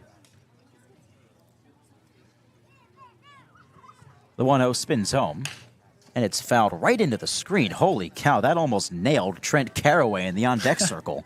He looked left and then right, like, whoa, where'd that come from? His life just flashed before his eyes. There's a screen that protects the ball boys and also a certain photographer who may or may not be Kyler Armstrong. As there's a swing and a miss. Goes to 1-2. Or 2-2, rather. No, it is 1-2. My mistake. Another strike away from getting through this fifth. Has the sign from Gerald. He deals. And it's flipped foul down the right side. Thankfully, we've been able to avoid any major photographer or otherwise on-deck injuries ever since a certain incident in the first week of the season. Man, Kyler Armstrong got nailed by that foul ball by Murph Gray. It's a sign of things to come for Murph. Hitting balls hard all season long. He just started keeping them fair. That's a good point. The 1-2. Misses down and outside to the right-handed batter. Count even. Jones singled in the first, popped out to the shortstop in the third. Eddard looking to send a 2-1 Doors lead into the top of the sixth. Bases empty with 2 away. The 2-2 deal. Swing and a miss. High fastball. Jones chasing for out number 3. It's a clean first inning of relief for Sam Eddard out of St. John's. To the top of the sixth we go. Murph Gray, Reese Chapman, Antonio Jimenez due up when we come back. 2-1 Falmouth on the Gatemen Baseball Network, powered by Cape League TV. Ethan Eibe here with another edition of Wareham Walk-Off, and today it's right-handed pitcher Cole Lehman out of Lehigh University. Cole, It's great to have you. Let's get going. Thank you. Thank you. How did you even find your way to Wareham? There was an old player at Lehigh a couple years ago, Mason Black. He played for Brewster. I think Coach Smythe was an assistant there, so there might have been some type of connection there. Other than that, it's always a goal of mine to be up here, and my coach at Lehigh made it happen, so I'm very excited to be here. Things that you are working on this summer. Yeah, I think I've found success in it in one of my starts, just kind of throwing the fastball in. That was a huge thing. Coach Luxus said that to us day one. Fastball in and change-ups to righties, so we've been trying to work on those things and, just keep my stuff working. There you go. So over at Lehigh, you are an economics major with a Spanish minor. Now, I'd love to know why the choice in both the major and the minor? Well, I had a great economics teacher in high school, Mr. Wagner, and then Spanish minor, I just did some traveling as a kid. My family, we went to Cuba. I played in Puerto Rico for a week. How are you enjoying the Cape League experience so far? Oh, it's great. I love all the guys, love the coaches, love my host family. Tate, I live with Tate, love Tate. That you think more people should know about Cole Lehman? Well, I have a special talent of finding 4-leaf clovers. Really? So that's something. But try to be energetic, try to bring good energy every day. At school, something I'm big on is trying to help the younger guys, do the best they can and grow into the best pitchers they can be. So it's a big part of my game and who I am. So, yeah. Cole Lehman, always looking to pass it along. Pleasure to have you. Thank you. Top of the sixth inning on deck from Go Fuller Field in Falmouth, and the Gatemen find themselves down by 1. It's a 2-1 lead for the Doors. Part of the order coming up, Murph Gray, Reese Chapman, and Antonio Jimenez. Ethan Eibe with you alongside Kyle Marchak, our sideline reporter Madison Walker, and our producers tonight, Joseph, Patrick Henry, and Allison DeWitt. Gatemen haven't scored since the opening frame. It was an RBI knock for Chapman. They've left 3 runners on since then. We're going to get something going here with their hottest hitter at the dish. Back out there, Sean Brennan, the Keystone right-hander, ready for more. Righty on righty, Brennan deals the first offering. And a curveball outside, ball 1. Great tonight, a couple of hard-hit fly balls, both snagged by the center fielder, Gavin Turley. His first one was a fly out to the track. The 1-0 comes home. Another breaking ball elevated for ball 2. Oh, man. It's 2-0. What about 2-0 counts? Just remarking it. It's a 2-0 count, and he's been hitting the ball hard. Well, it is a good hitter's count. See if Gray can get something going. The deal. Bashed up the middle and right on command. A leadoff base hit here in the 6th inning. Kyle, can you do that again? Yeah, I like that. But I'm only going to use it when it feels right. Okay. You had a feeling there. You get a little tingly in the right knee. It was the right knee this time, yeah. Yeah, okay. You just predicted a Murph Gray single, so that sends it to Reese Chapman as the Gatemen look to get the offense going here in the 6th. Falmouth scored both of their runs in the 2nd inning on 1 hit. 2-run double from Scott Mudler. Chapman has the lone RBI for the Gatemen tonight. That was back in the first. He drove in Summerhill with a base hit up the middle. He bats from the left side against the righty, Sean Brennan.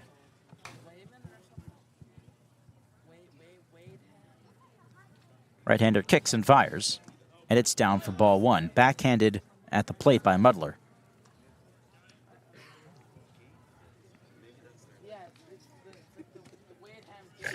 Lights turning on here at Go Fuller Field as the sun nearly completes its descent behind us here. Sun setting behind home plate. Entire field now covered in the shade.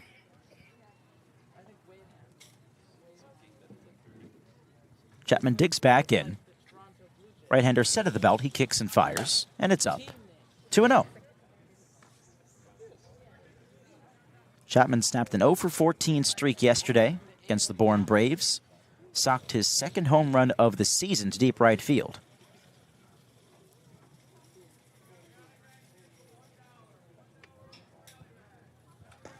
The pitch is swung on and missed. Breaking ball got him out in front, and it's 2-1. Gray the runner at first. Nobody out here in the top of the sixth. A 2-1 Falmouth lead. But the Gatemen looking to change things. Before the 2-1 offering, a check on Gray at first. He's back in. Gatemen did execute that delayed steal with Chapman at the plate last time. That was with Summerhill, and it set up the base hit that followed just one pitch later. No doubt Falmouth concerned about that as the pitch comes home, and a breaking ball kicks off the chest protector of the catcher, Muddler, and kicks away. And that allows Gray to scurry up to second. So now a runner in scoring position for Chapman. Well, we've seen this a little bit. The Gatemen have been keen on the bases. So when a ball skips away, I think just with, honestly, the poise and heads-up stuff that the base runners have had, they haven't been timid at all.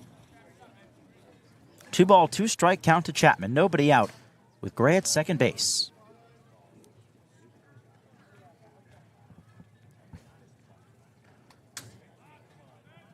On 2-2. Off the end of the bat and just foul. Right to the backstop it goes. Still 2-2 to Chapman, who's certainly battling here. Pitch number 6 in the at-bat coming up next.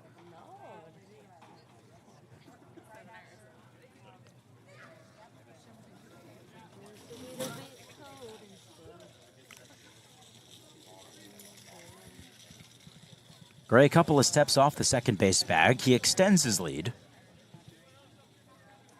Brendan on 2-2, a wave and a miss. Slider ankle high, and Chapman comes up empty for out number 1.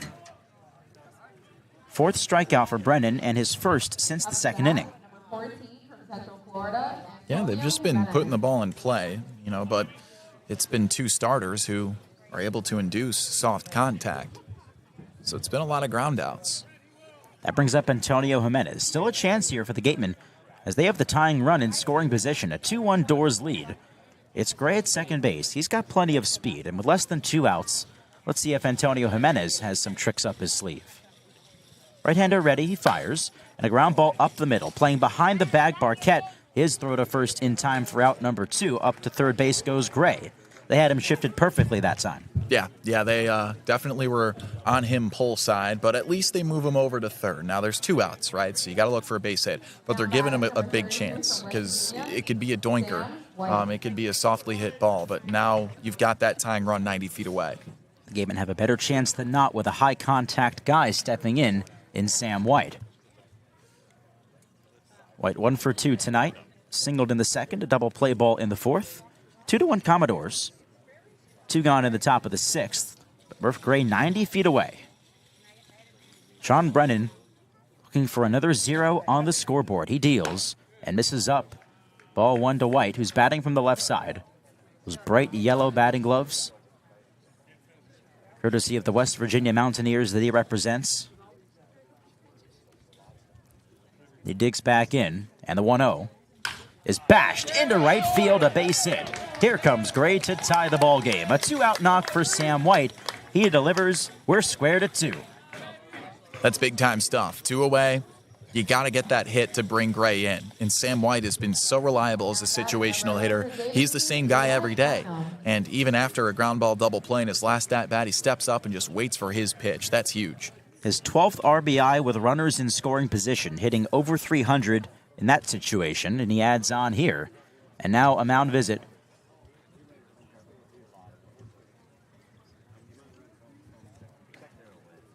Meeting on the mound for the Falmouth Commodores. We'll see if this is the end of the line for Sean Brennan, and it will be. A right-hander coming out of the bullpen for Falmouth.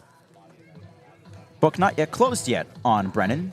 Still responsible for Sam White at first base. But the Gatemen have tied this one up at 2, and with 2 outs in the top of the 6th inning, we'll send it to a break. Get you the new right-hander for Falmouth on the other side on the Gatemen Baseball Network, powered by Cape League TV.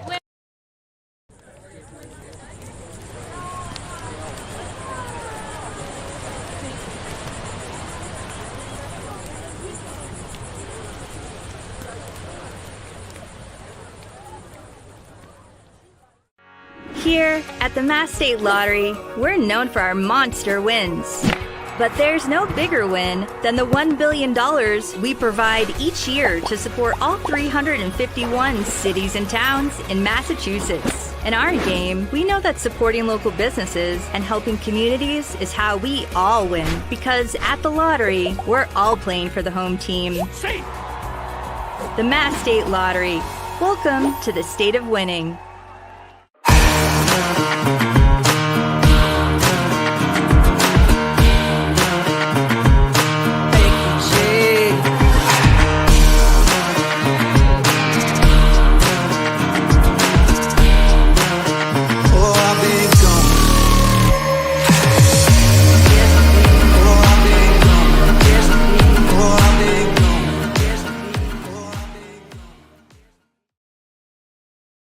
When you need to be seen for a minor illness or injury, Cape Cod Healthcare Urgent Care is here for you with high-quality, full-service walk-in care. ER expertise meets urgent care convenience at our 6 urgent care centers, which are staffed by board-certified ER providers and located Cape-wide from Falmouth to Orleans. Cape Cod Healthcare Urgent Care is open daily and offers a cost-saving option for everything from sprains to stitches, with timely treatment in under an hour for most patients. View online wait times at capecodhealth.org/urgent care. Cape Cod Healthcare Urgent Care. Minor emergencies, major attention. Pitch and change for the Falmouth Commodores here with 2 away in the top of the 6th inning. We're all tied up at 2 here at Gov Fuller Field in Falmouth. Right-hander Jaden Newt takes over. Newt out of Louisiana State. Right-hander making his 4th appearance of the season. It's been a rough sail for him to begin this season. 6 earned runs over 4 2/3 innings. He deals with Eli Putnam. The Gatemen have freshly tied this ball game. A 2-out knock for Sam White. He stands at first base. Drove in Murph Gray, who singled to lead off this frame. So a brand new ball game here from Falmouth. Righty against the righty. Putnam stands tall, and the pitch. Sails up high for ball 1. Newt, originally a draft pick of the Milwaukee Brewers, 19th rounder back in 2022 out of high school in Los Angeles. Opted to attend LSU. Not a bad choice. The 1-0. Putnam watches a called strike on the outer half. Terrific performance from Sean Brennan tonight for Falmouth. The book not yet closed on him, with White still out there at first base.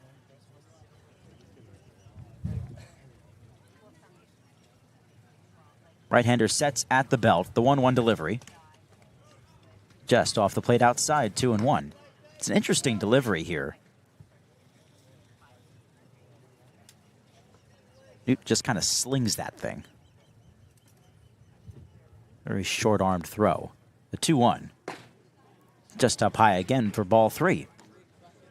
It's like a really abbreviated arm action. Not a big, kick or leg stride. He just kind of throws the ball. Putting him ahead in the count, 3-1. The deal is grounded towards short. Couple of hops on the backhand there. Throw to second. Gets away from Isaiah Barquette. It trickles into shallow right center. Over to third base goes Sam White. Putnam holds his ground at first. Gavin Keelan fielding that ball, moving to the third base side. Turned and threw to second, but Barquette couldn't rein it in. Yeah, there's that first error. Falmouth has struggled defensively, and we've been waiting to see that first one tonight. To the Commodores' credit, their defense has been pretty good tonight. A couple of diving plays, but that's the first time that we've seen a miscue, and it could pay dividends here with Nate Early at the dish, runners on the corners with 2 away. We're tied at 2 in the top of the 6th.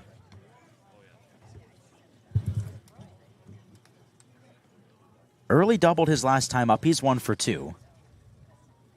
And the first offering. Breaking ball outside for ball 1. And now time called. Early steps out of the box. He's walking back towards the Gatemen dugout. Not sure why. Ryan Smythe is out. Mike Mobbs also comes over to talk to him. Nate Early is headed back to the dugout right now after taking a pitch. Grabbed his left hamstring. I think he's going to get pinch hit for here. We saw it earlier after his double in the 5th inning. Training staff and Ryan Smythe went out there to check on him. It looked like something was bothering him with regard to his legs. And now, evidently, Early's night prematurely coming to an end. So we'll see who replaces him here mid-at-bat. A scramble pinch hit job. Who will emerge from the Gatemen dugout? The suspense is killing me. All right, how about we guess? The Gatemen have Michael Lippy, Jace Reinhardt, Eris Rivera, and Colby Turner available on the bench That'd be today. Awesome if Eris Rivera got to hit.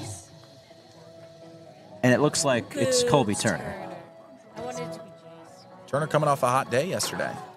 Yeah, couple of hits. Snapped an 0 for 11 for him.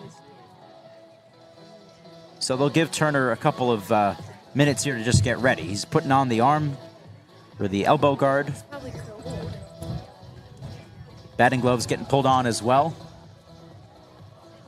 Jaden Newt having a conversation with his battery mate on the mound right now as they await Turner's at-bat. He's rubbing the pine tar on the handle. Maybe he'll take a couple of practice swings and then dig in there with a 1-0 count. 2 away in the top of the 6th inning, a 2-2 ball game. Runners on the corners, and we've just had a mid-at-bat pinch-hitting appearance for Colby Turner. Nate Early, after taking ball 1, immediately walked back to the Gatemen dugout. Evidently, the hamstring bothering him. At least something on the left leg, but don't want to speculate too much. Well, whatever it was extremely evident that he didn't want to bother it anymore because he looked at that first pitch, an active take, and was like, nope, I'm good. So Turner digs into the right-handed box, already down in the count 1-0. Right-hander Newt deals, and a fastball zips in there for strike 1. Runner at first base is Eli Putnam. Sam White is at third. Throwing error by the shortstop Gavin Keelan. A ground ball from Putnam. Moved White to third base. The 1-1. Runner goes for second. Pitch is a called strike. They have a pump fake throw. Putnam stops in the middle of first and second.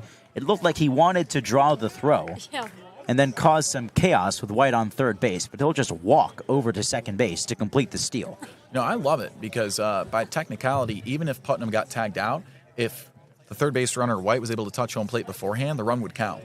That's the kind of chaos the Gatemen like to mess around with on the base paths. The 1-2 now. Swing and a miss, and it's all for naught. Couple of base runners left stranded here for the Gatemen in the top of the 6th inning, but they do tie the ball game. Sam White, a 2-out knock to bring home Murph Gray, and we're all square at 2, heading to the bottom of the 6th inning from Go Fuller Field in Falmouth on the Gatemen Baseball Network, powered by Cape League TV. PC is a Massachusetts-based leading-edge real estate closing, title, settlement, and personal injury and litigation law firm. Our clients trust us to provide the most comprehensive real estate closing and litigation services in Massachusetts. Our full network of closing and settlement attorneys, agencies, and litigators have expanded throughout New England and beyond. We deliver on that trust and reliance by offering the best professional prompt assistance, advanced technology, and state-of-the-art closing services in the real estate law and litigation business today. Our commitment to excellence, honest reputation, and tradition of aggressive representation to provide quality legal services is what we will continue to demonstrate at Sync Law. We believe and will prove that successfully addressing client needs requires more than just knowledge of the law. It requires a mastery of good representation and an attitude to finalize every transaction to my client's satisfaction. Live life to the fullest and let us sink law. To the bottom of the 6th inning here in Falmouth, we have ourselves a tie ball game at Gov Fuller Field, all squared at 2. Sam Mettert back on the hill for his 2nd inning of relief. He set down the Commodores 1-2-3 in the 5th inning in relief of Griffin O'Connor. But finally, the Gatemen able to score a run for the first time since the 1st inning. Herb Frey led off the top of the 6th with a base hit. He came around to score on a Sam White single. Gatemen left a couple of runners on after Colby Turner struck out swinging to end the frame. But it's all square, back to square one, huh? Yeah, the offense able to do something there, and that's big. You get production from the middle, back end part of the order with 2 outs. It's clutch. You know, kind of breathes a little bit of life into the pitching that's been doing great today. Part of the order due up for the Commodores. 4, 5, and 6. It's Trent Caraway, Gavin Keelan, and Luke Gaffney. Mettert struck out 1, his 5th inning appearance. 8th appearance on the year for the right-hander out of St. John's as Caraway stands in.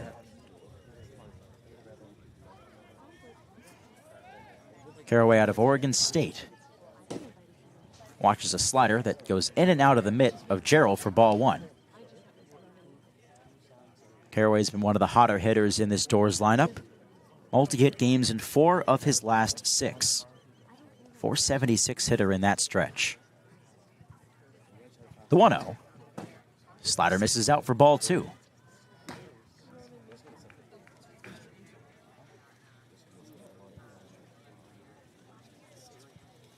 Righty against the righty. Mettert delivers. And a fastball just below the knees for ball 3. Gatemen at 2nd place in the Cape League West Division. 18-10 and 1 record as they look to climb back to the top spot. The 3-0 pitch misses upstairs, a 4-pitch walk to begin this bottom of the 6th inning. Well, you don't see that from Sam Mettert very often.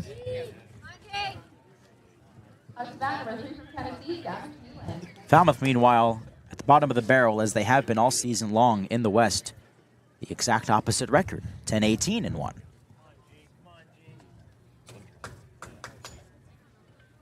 Here's Gavin Keelan. He takes ball 1 up high.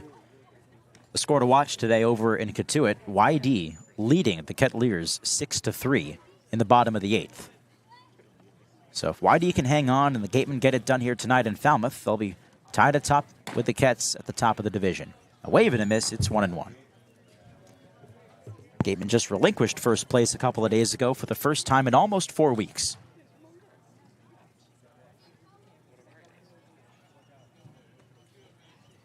The 1-1 deal. A fastball misses the spot.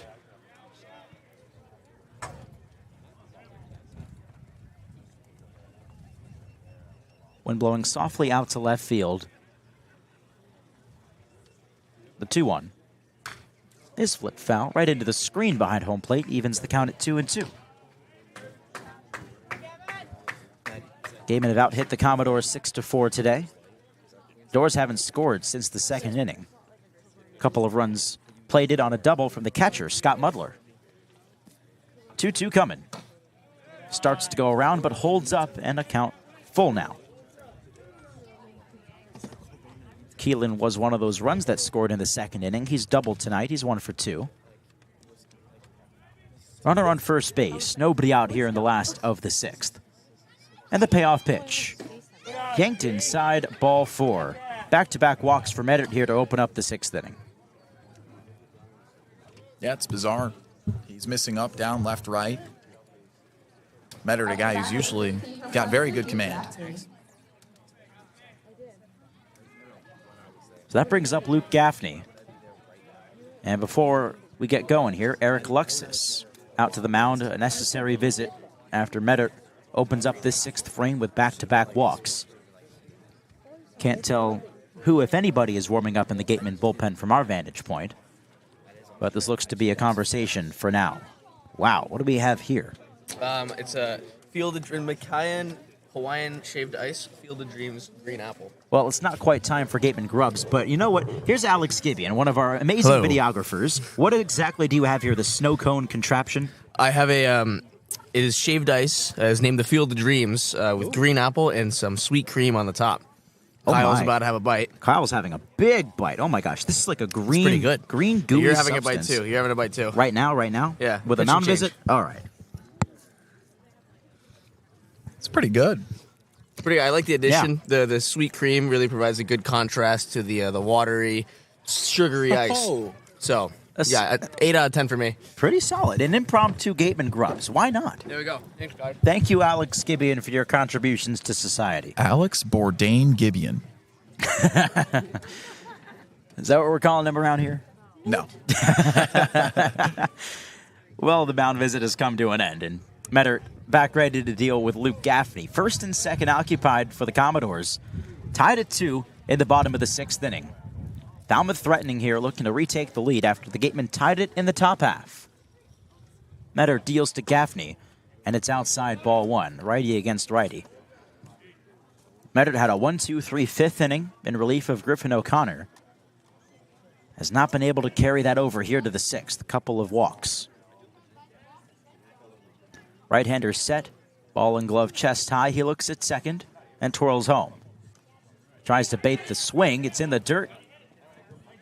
And advancing to third base is Trent Caraway. Gerald had that slider evade his glove, trickled at the third base line slightly, opted to eat the throw. Wild pitch puts runners on first and third. Yeah, smart move. Don't need to force that throw there. It could just turn into something worse. I found that shaved ice really refreshing. I don't know about you. That was really good. We've already done the shaved ice here. It's kind of the staple at Falmouth. That's right. That was one of our Gateman Grubs already this year. A wave and a miss, 2-1. You haven't checked out the previous Gateman Grubs editions. I mean, what are you doing? Go to the Gateman YouTube channel right now. We've got them all there. What have we done? 8 episodes? 9 now? 8? 8. The 2-1. Swing and a miss. A high fastball. He went around. Gaffney with a 2-2 count. Reached on a walk in the second and scored. Bounced out to short his last time up, but with a good chance here. First and third, nobody out. Mettert's 2-2. Bashed in the air, foul down the right side. That'll head towards the crowd. And that lands right in the middle of the bleachers. Look out down there. There go the kids. Kids scrambling after that foul ball. It's an open field concept here at Falmouth. No bunnies yet. We heard about the potential for a bunny delay, which apparently was a thing that happened last year a couple of times. There's some nearby shrubbery and wooded off areas. As there's a swing and a miss. Gaffney down on strikes and a huge out number 1 for Mettert. Yeah, after a couple of walks, you know, that's huge to turn that around and get a big strikeout. Haven't seen the cottontails around here, though. Donovan LaSalle steps in next. First and second, 1 away. 2-2 ball game in the bottom of the 6th. Mettert looking to roll that double play ball. And he misses down 1 with a fastball. LaSalle, a strikeout and a walk tonight. Mettert into a jam, looking to work his way out of it. Gatemen tied the ball game in the previous half inning. Fastball up, 2-0. LaSalle out of Oklahoma State. He's gone cold this year. .210 hitter in his last 6 games. But a chance here to do some damage. The 2-0. Slider out, 3-0.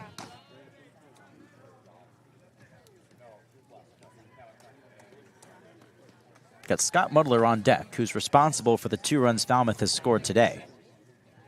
Mettert has the sign from Gerald, his 3-0. Upstairs, ball 4. Just above the zone. 3 walks in this inning have loaded the bases for the Commodores. Up to bat, number 45, Oklahoma, Scott Muddler. We've already seen 1 mound visit in this inning from Eric Luxus. And here comes Luxus again. Yep, I saw it in the Gateman dugout. A lot of heads looking down the left field line towards the Gateman bullpen. And the Gatemen are ready to make the change. Mettert unable to carry over his momentum from a 1-2-3 fifth. He walks the bases loaded, does get a strikeout, so with one away, we'll see who the new pitcher is coming in for the Gatemen. A 2-2 ball game, one gone in the bottom of the sixth on the Gatemen Baseball Network, powered by Cape League TV. Welcome into our second edition of the Wareham Walk-Off. I'm Kyle Marchak, joined by an infielder for the Wareham Gatemen, Antonio Jimenez. You ready to roll? Yes, sir. Let's do it. Let's do it. All right. Well, your new commitment. You're going to UCF now. Did that commitment come about? Yeah, man. I just wanted to go somewhere where basically I had a good relationship with the coach, and it's always nice to stay home near my family. You know, it's only like 3 hours away, so I felt like I had a good connection with the coach. Just wanted like a nice fresh start, and you know, I'm just super excited for the new opportunity. Well, we've got Mike Mobbs over there, barefoot, mowing the lawn right now. You said he's a very down-to-earth guy. He's the hitting coach for the Gatemen. Is he a part of why you went to Wareham too? Yes, for sure. I mean, once I got the call up here, one of my guys, Dorian Gonzalez, that played for here last year, he said, "Dan, you need to go up to Wareham, and they're going to get you a lot better." Ever since I've been here, I mean, he's literally mowing the lawn right now, barefoot. Yeah, could we get a shot of that real quick? Look at him. Inspirational. He just leads by example, and I can't ask for a better coach. Like, he's taught us everything that we know, and like, he literally just wants us to win, and we're all just bought in on winning. And yeah. You know, well, it must be working. You're on a 7-game on-base streak right now. So how have the coaches developed you as a hitter? Yeah, man. They just told me to just be have a better approach. I feel like I'm getting better out here every single day, getting more comfortable with them. Let's wrap it up with this. The end goal. What do we need to know about Antonio Jimenez going forward? Antonio Jimenez, I mean, just being the same guy every single day, getting better, like not only as a player, but as a person. Right now, my focus is on today. We have a big game today. We're trying to build off that momentum from last game to bring it on to this game against Bourne, so we're just super excited to play. We'll catch you guys in our next edition of the Wareham Walk-Off. Back here on the Gatemen Baseball Network, powered by Cape League TV, a pitching change for the Wareham Gatemen, and it is a pleasure to see right-hander Tony Pluta out of the University of Arizona come on in a tough situation. Bases loaded and a one away. A 2-2 ball game in the bottom of the sixth inning here at Falmouth. Sam Metter, his day is done after he walked the bases loaded here in the sixth inning. He did record one strikeout, so Pluta challenged here with an opportunity to keep this ball game tied. It's not the first time that we've seen him enter in such a situation. Just a couple of days ago over at Orleans, he entered with a bases-loaded no-out situation against the Firebirds, and only allowed one earned run in that outing. In fact, Pluta's only allowed one earned run all season long. .64 ERA, one earned run in 14 innings, and newly named a Cape Cod Baseball League All-Star. So we'll hope to see him pitch here on Saturday, July 27th, here against the East Division All-Stars. As Kyle Marchak rejoins me, were you able to track down Joe Pluta? I did find Joe Pluta, and he said he would make his way over by the next inning. Okay. So let's hope Tony's back out there. I think he will be. We were attempting to track down Joe Pluta, who is the father of Tony, who we were fortunate enough to meet yesterday over at Spillane Field, and very energetic, lively, and passionate father for baseball. Passionate about his son, so it would be fun to have him on. But for now, Pluta will deal with Scott Muller, who does have the key hit today for Falmouth. A 2-run double, that was back in the second. The Doors haven't scored since, but they are threatening as the first pitch misses outside, ball one. Around the horn, it's Donovan LaSalle at first, Gavin Keelan at second, Trent Caraway at third. Luke Gaffney went down on strikes, so that's the only out we've seen here in the bottom of the sixth. Butler 1 for 2. Pluta winds and deals.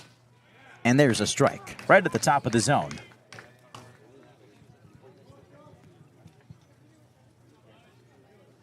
Pluta, one of the more unheralded relievers across the Cape League, but he has been the most dominant piece, perhaps, out of the Gatemen bullpen this season. The 1-1.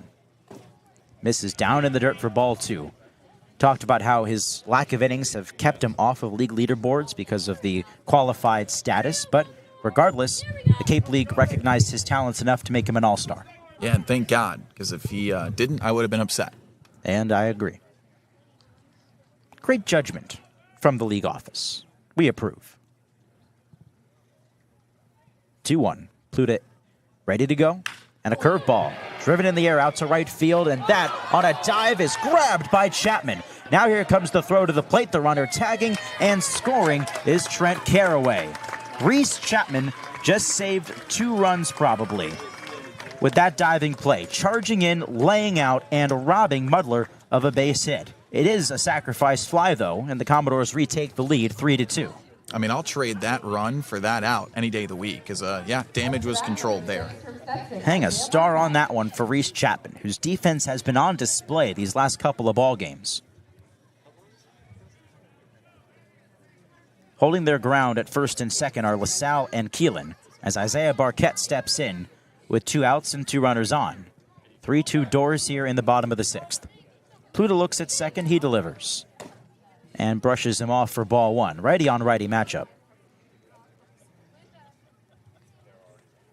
Smythe opting to trust Pluta more in these kinds of situations.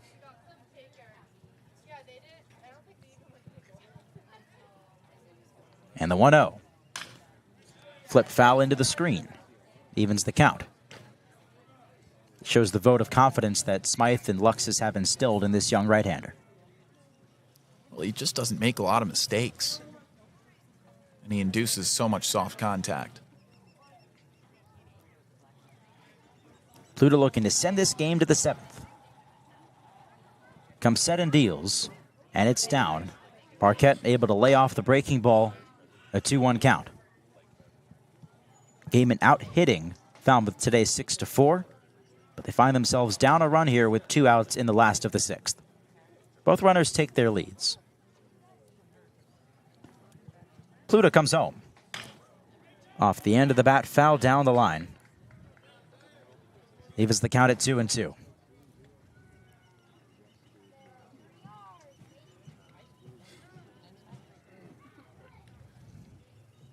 So that run that scored would be charged to Sam Mettert and not Pluta. As time called here at the plate by Barquette, who is 0 for 2 tonight. Couple of pop-outs. Pluta not worried about the base runners. He's locked in on Barquette. With the sign from Gerald, he's ready. And the 2-2. Breaking ball in the dirt. Gerald to smother it. And a full count. Runners hold their ground. It's a difficult pitch to take. That curveball just darts. I don't know how he's leaving it. 3-2 count with 2 away. Both runners will leave here with this pitch. Keelan off of second. LaSalle off of first. Pluta ready to roll. The payoff is driven in the air, foul down the right side, and we'll do it again. Quite an at-bat brewing here. Pitch number 7 coming up next. Yeah, he's been living on the outside part of the plate. I wonder if he's going to try and challenge him with a fastball on the inside edge, see if he can jam him, or just get the strikeout up and in. Righty against the righty. Pluta locked in. 3-2 again. Runners go. And a foul tip sends it to the backstop. Left that fastball low. I mean, when you trying to tunnel off that curveball, which he threw out and away, I think he was trying to make him think that it was coming again and then frame him with that fastball. Pluta looking to send this game to the 7th with a 1-run deficit. Both runners take their leads. They leave on 3-2, but Pluta steps off and looks the runner Keelan back to second base. So still trying to keep them close, even with this big pitch brewing. Barquette ready in the right-handed box as Pluta delivers. And will do it again. A foul ball to the right. Quite the battle we have here. Yeah, he is battling right now. Just looking at the zone where these pitches are located, he's hitting middle with all of these pitches. He is not afraid to challenge Barquette here, trusting his stuff. 3-2 to Barquette yet again. The 9th pitch of the at-bat. Breaking ball, lofted out to right center field, falling fast, and it's down. Here comes Keelan around third. LaSalle on his way to third as this ball goes to the wall. Over to third base goes Barquette with a 2-run triple. Quite an at-bat from the Falmouth second baseman. He drives in 2 on a 3-bagger, and it's 5-2 Commodores in the 6th. I mean, that's just good hitting right there. Waited for his pitch, and it was a curveball that honestly was well executed. Low in the zone, but he found it. Up to bat, number 14 for TCU, Carson Bowen. Not what Tony Pluta had in the cards as the Doors take a 3-run lead here in the 6th inning. Second triple of the season for Barquette. Got to give credit to his at-bat. Stayed with it all the way to the 9th pitch and drove one to right center field.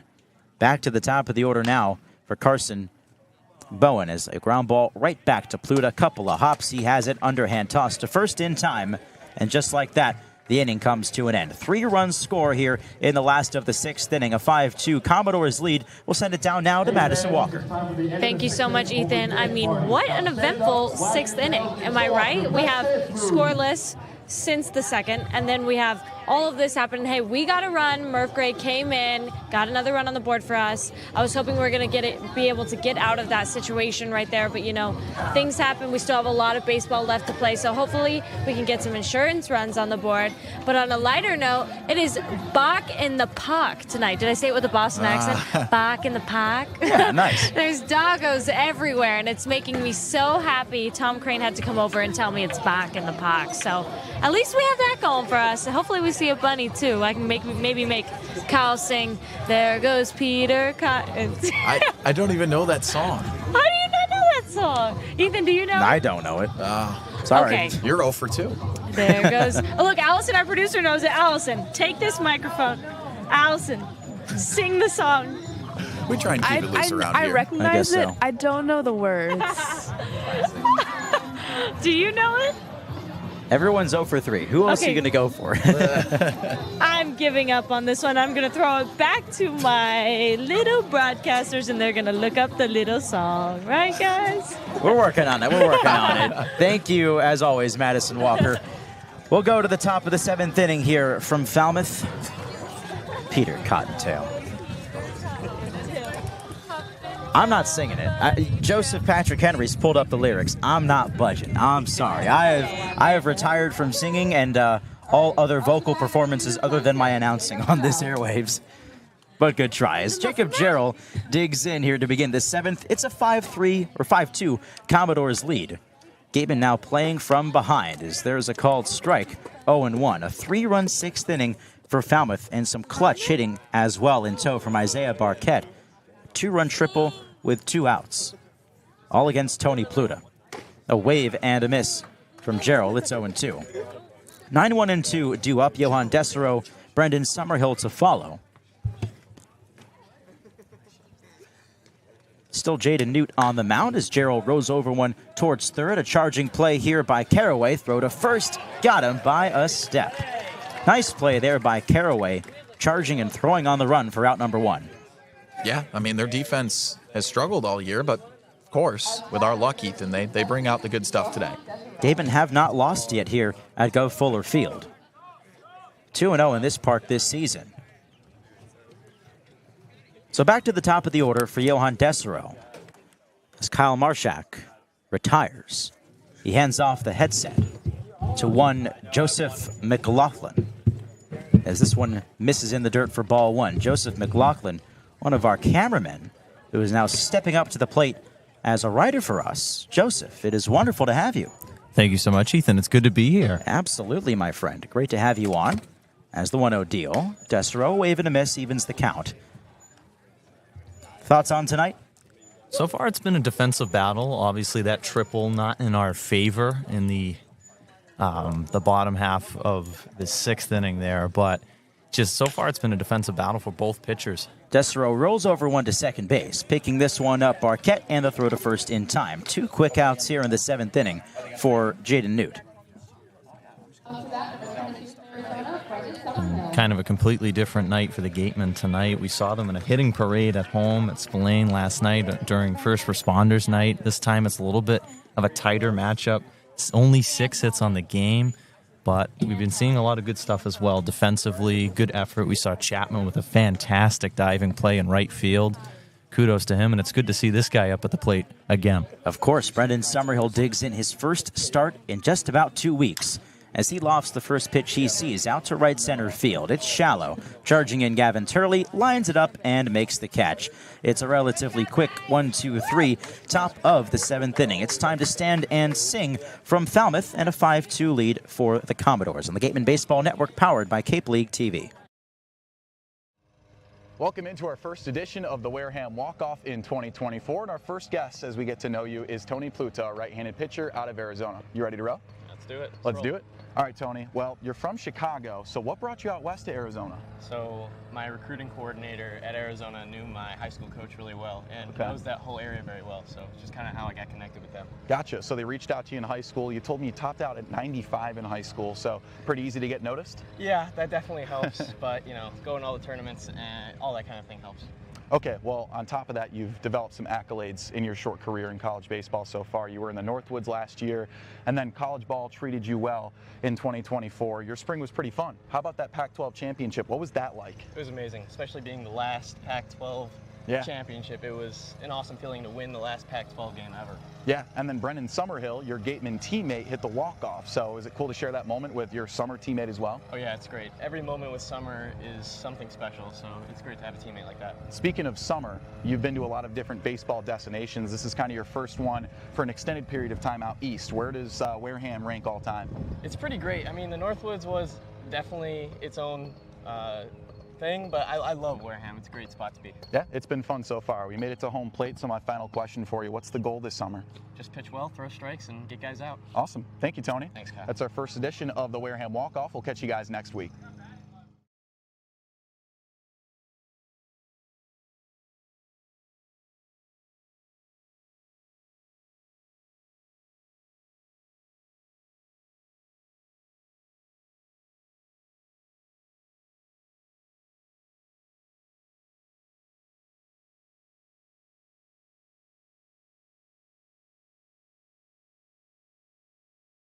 Some opera. Just had ourselves a stirring rendition of God Bless America here at Gov Fuller Field as we return to action here at Falmouth. 5-2 lead for the Commodores. Ethan Eibe with you alongside Joseph McLaughlin on the Gatemen Baseball Network, powered by Cape League TV. And for those of you tuning in, just watched Tony Pluta's Wareham walk-off interview with Kyle Marchak. You can check out the full version of that on the Gatemen Baseball YouTube page. Now Tony Pluta returns to the mound here in the 7th inning. It was a rough 6th inning for him. He was called upon in a difficult situation. He inherited a bases-loaded, one-out situation, and unfortunately, it didn't get much better. Unfortunately not. And that last at-bat, the triple from Barquette there, that was the crucial point in that inning, I think. And if he was able to get that out and just end the inning, that would have just been a huge boost for him. But unfortunately, on the wrong end of it, just left that pitch a little bit too far out in the middle of the plate, and it cost him. All 3 of the earned runs in the 6th inning charged to Sam Metter, who walked the bases loaded. Pluta was called upon. He allowed a sacrifice fly to Scott Mudler, and then that triple you mentioned, Joe, was from Isaiah Barquette. Retired the side one batter later with Carson Bowen. So he returns to action here in the last of the 7th inning. Gatemen find themselves down by 3. All game that the Gatemen are, of course, favored to win. Just on paper, Falmouth has not had the best season, but to their credit, they have been persistent. They have been, and I think part of it's like a little bit of a revenge from the past couple of games here at Fuller Field, where the Gatemen defeated them 2 times. And also, you guys mentioned it earlier in the broadcast, they're fighting for that playoff spot, final part of the season, final quarter of this summer, and they're just trying to get into the dance. First pitch to Gavin Turley. A slider at the top of the zone, a called strike. 2, 3, and 4 due up for Falmouth. Turley, Jason Jones, and Trent Caraway as Pluta goes back to work. Both Jones and Caraway have been really good for this team as of late going into this game. The 0-1. Back-to-back sliders at the top of the zone, and it's 0-2. Now for Pluta, it's really crucial for him to just put that last inning behind him and just get 3 quick outs and get his offense right back out there and hopefully generate a spark for his team just to get right back in this game. Gatemen had themselves a 1-2-3 top of the 7th. Not exactly inspiring, as the 0-2 is flipped foul. We'll do it again. And for Pluta, Not going to like throw blame on him or anything like that. He really battled to Isaiah Barquette. He did. Had the 2-run triple. It was a 9-pitch at bat. The best at bat we've seen by anybody tonight, easily. Easily a turning point in this game. So we'll see if the Gatemen have it in them to make the comeback happen here at Falmouth with only 6 outs to spare. 0-2 from Pluta.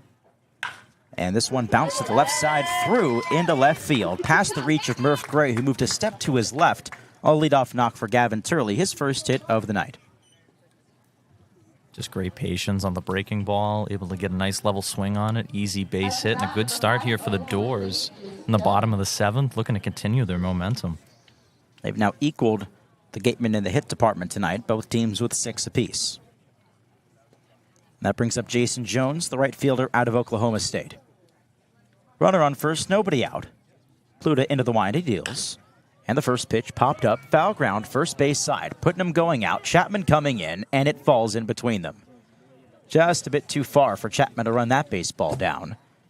And we have seen his range flashed not just today, but yesterday as well. He's made some terrific diving catches out there. He really has, and he's got the speed to do it. We've seen him lose his hat a couple of times. We mentioned the flow that he has. Yep. It just really makes that hat not stay on, but just you got to appreciate the hustle to get to the ball and just try and make a play.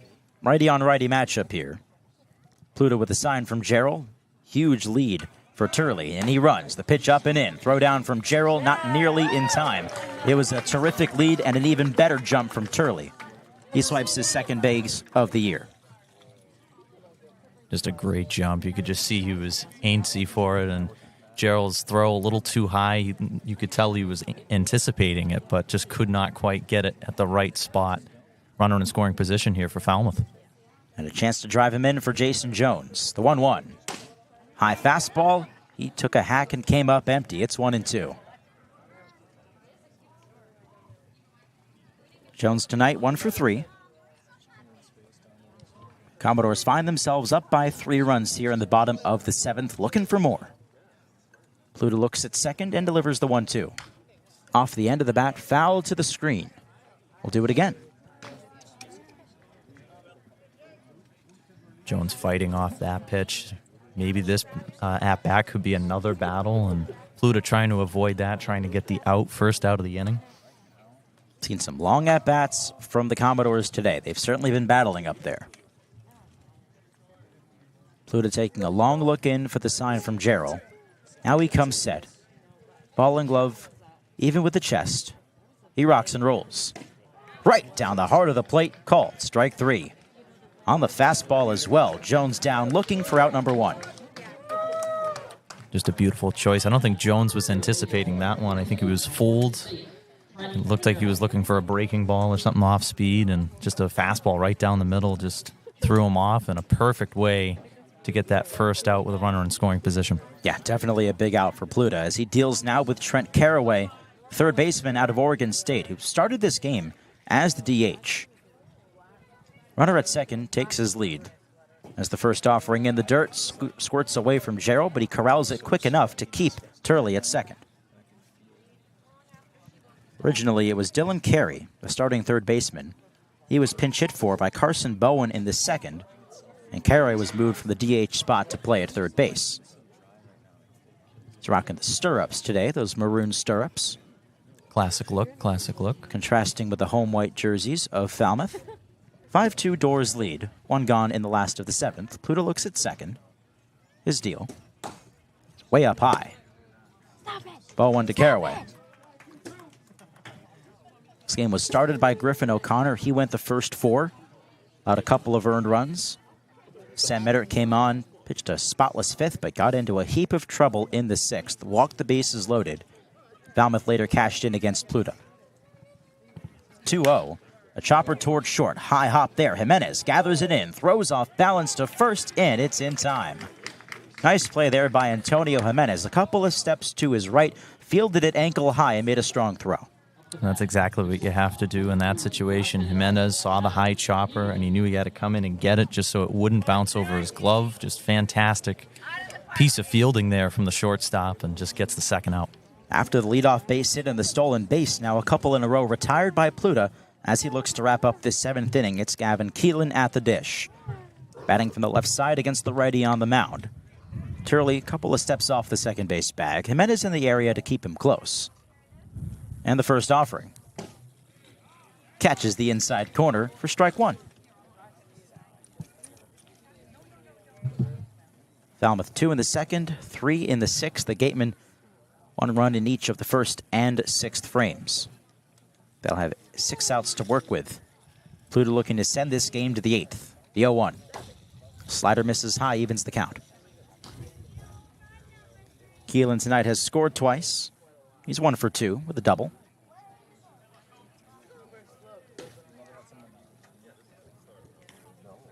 Right-hander ready. Takes a glance over at second. Kicks and fires. Just inside, 2-1. Just off the plate. You can tell Pluto wanted that one. Now behind the count. Trying to battle back, get that third out. Right-hander comes set yet again. Turley a couple of steps off of second. As the 2-1 belted high in the air and deep to right field, hooking down the line. This ball is fair, and this ball is gone. A 2-run shot for Gavin Keelan, his second of the season, and the Doors break this one open. It's a 7-2 ball game. And what a shot it was. Just absolutely blasted that one into the night sky. No doubter. And had a double earlier in this game in the second inning, and once again cashing in, extending the Doors' lead. A no-doubt shot for Gavin Keelan, and he watched it too. Took a nice little trot up the first base line. And with 2 away, the batter is Luke Gaffney. The first pitch, a high strike. Not what Tony Pluto was looking to do there. Just the second and third earned runs he's allowed all season long, the first home run that he's given up.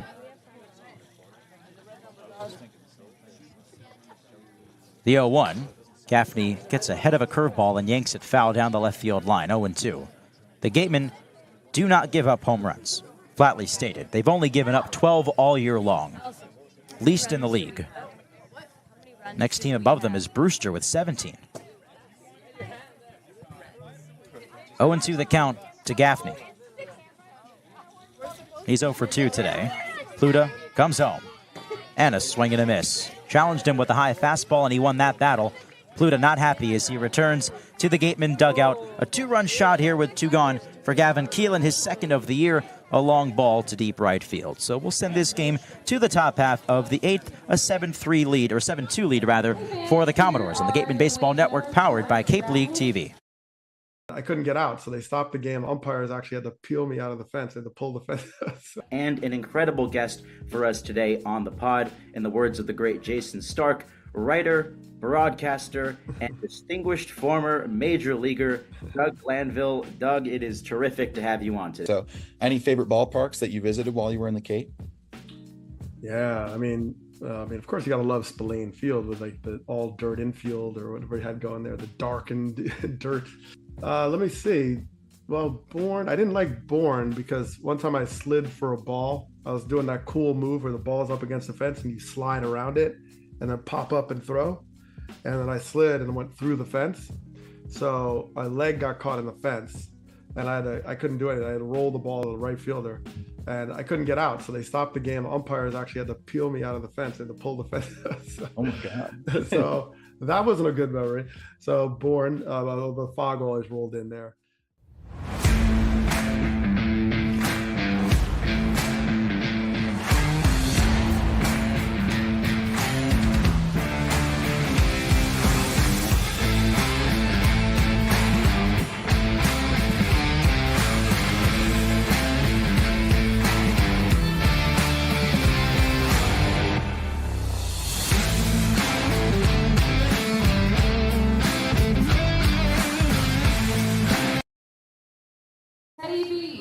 Back at it here at Falmouth. To the top of the 8th inning we go, and the Gatemen find themselves down by 5. Getting late in this ball game at Go Fuller Field. A 7-2 lead for the Falmouth Commodores. 3 runs in the 6th. They added on 2 more in the 7th. Joseph, the Doors are in control. They are, and they've just been doing a really good job of seeing the ball and just capitalizing, crushing it. We've seen the 2 RBI triple from Brackett earlier, and then that 2-run shot, no doubter, into the night sky, just really solidified the lead here for Falmouth. Gavin Keelan, a 2-run shot off of Tony Pluta just a half inning ago, his second of the season, really breaking this thing open. Those 3 runs in the 6th inning, 2 of them off the bat of Isaiah Barquette with a 2-run triple also against Pluta. Those runs not charged to him, however. So we'll see what happens here with the Gatemen down to their final 6 outs in this ball game, looking to avoid their first loss here at Gulf Fuller Field in 2024. They are 2-0. They are 2-1 against the Commodores all season long. The Doors got it done over at Spillane Field back on July 11th. Here's Murph Gray to get things going, Reese Chapman to follow, then Antonio Jimenez. First pitch to Murph is taken for a called strike. New arm on the mound for Falmouth. It's left-hander Bowen Baker out of Fairfield University in nearby Connecticut. Gray tonight is 1 for 2.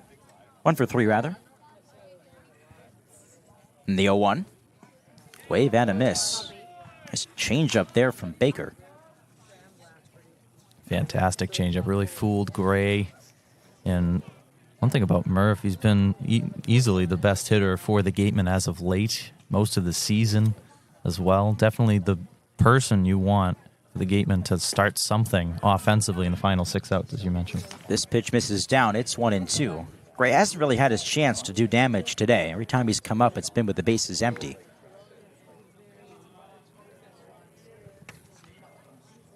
Did single back in the 6th inning, though. Later scored the tying run at the time. The 1-2, and he chases outside for strike 3. Don't see Gray strike out too often. 1 gone here in the 8th. Yeah, it's a very rare sight to see Murph Gray go down on strikes. And, you know, talking with him, he's a person that likes to win every at-bat he can win.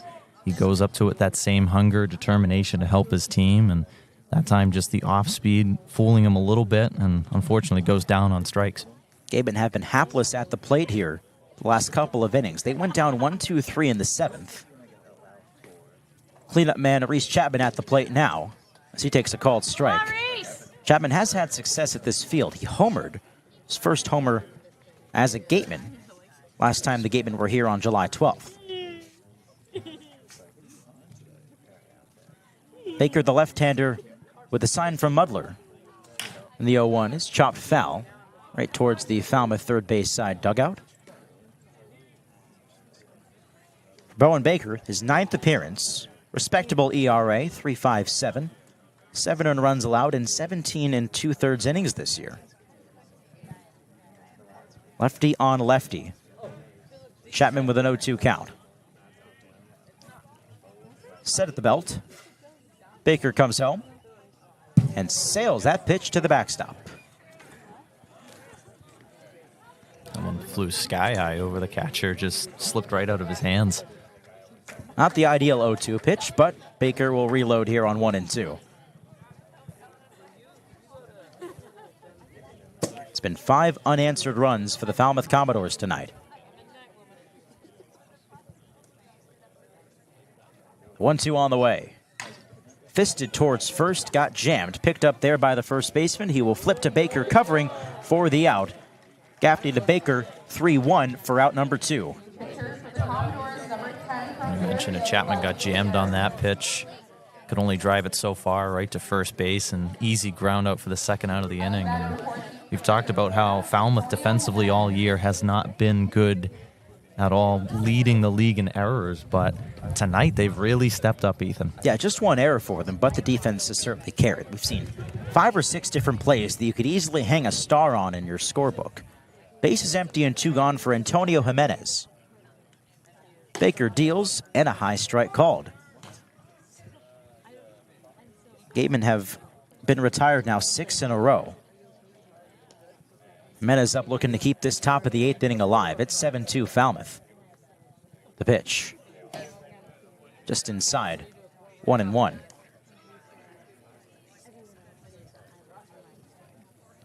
Gatemen last scored in the 6th inning, an RBI single from Sam White, who is on deck. But after that, 5 unanswered by Falmouth. 3 in the 6th, 2 more in the 7th inning. Left-hander deals, and Jimenez watches ball 2. You mentioned Sam White. He's been having probably the best night for the Gatemen so far. 2 for 3, has an RBI single, as you mentioned. Was the second run for the Gatemen, and getting his first hit tonight in about 3 games. Good for him, getting a good night. Baker deals, and Jimenez skies a fly ball out to right field. Tracking after it, Jason Jones, a bit to his left, hauls it in for out number 3. Another 1-2-3 inning for the Gatemen offensively sends us to the bottom of the 8th. Falmouth looking for some insurance runs in a 7-2 Commodores lead from Gov Fuller Field. Bottom 8 coming up on the Gatemen Baseball Network, powered by Cape League TV. Welcome into our second edition of the Wareham Walk-Off. I'm Kyle Marchak, joined by an infielder for the Wareham Gatemen, Antonio Jimenez. You ready to roll? Yes, sir. Let's do it. Let's do it. All right. Well, your new commitment. You're going to UCF now. How did that commitment come about? Yeah, man. I just wanted to go somewhere where basically I had a good relationship with the coach, and it's always nice to stay home near my family. You know, it's only like 3 hours away, so I felt like I had a good connection with the coach. Just wanted like a nice fresh start, and you know, I'm just super excited for the new opportunity. Well, we've got Mike Mobbs over there, barefoot, mowing the lawn right now. You said he's a very down-to-earth guy. He's the hitting coach for the Gatemen. Is he a part of why you went to Wareham, too? Yes, for sure. I mean, once I got the call up here, one of my guys, Dorian Gonzalez, that played for here last year, he said, Dan, you need to go up to Wareham, and they're going to get you a lot better. Ever since I've been here, I mean, he's literally mowing the lawn right now, barefoot. Yeah, can we get a shot of that real quick? Look at him. Inspirational.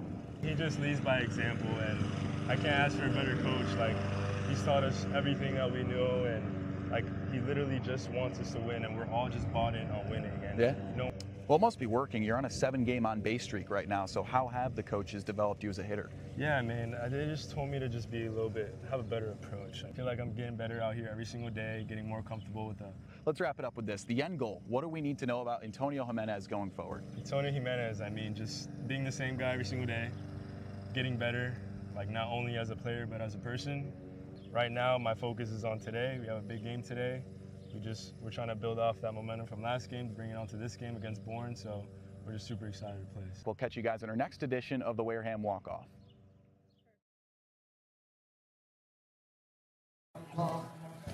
Back to action here in the bottom of the 8th inning. The Falmouth Commodores have a 7-2 lead over the Wareham Gatemen on this Sunday night from Gov Fuller Field. Ethan Eibe alongside Joe McLaughlin on the Gatemen Baseball Network, powered by Cape League TV. Falmouth looking for some insurance runs, but now they'll face Point Loma Nazarenes' Matthew Maloney, right-hander, formerly of UNLV, making his 5th appearance for the Gatemen this season. Last saw him a couple of days ago over at Katuitt. Definitely his best performance. He tossed 2 innings and struck out 4, retired all 6 batters that he faced. So hopefully he can bridge this gap to the 9th. Yeah, 100%. And you mentioned that game against Katuitt. That was 100% his best performance. 2 scoreless innings. He came in the 6th and the 7th for relief. And you mentioned he struck out 4 of 6 Kettleers on the bump. So the Gatemen hoping to get 3 quick outs from him and get up into the top of the 9th and try and fight to tie this game at the very least. Gateman bullpen has certainly faltered tonight.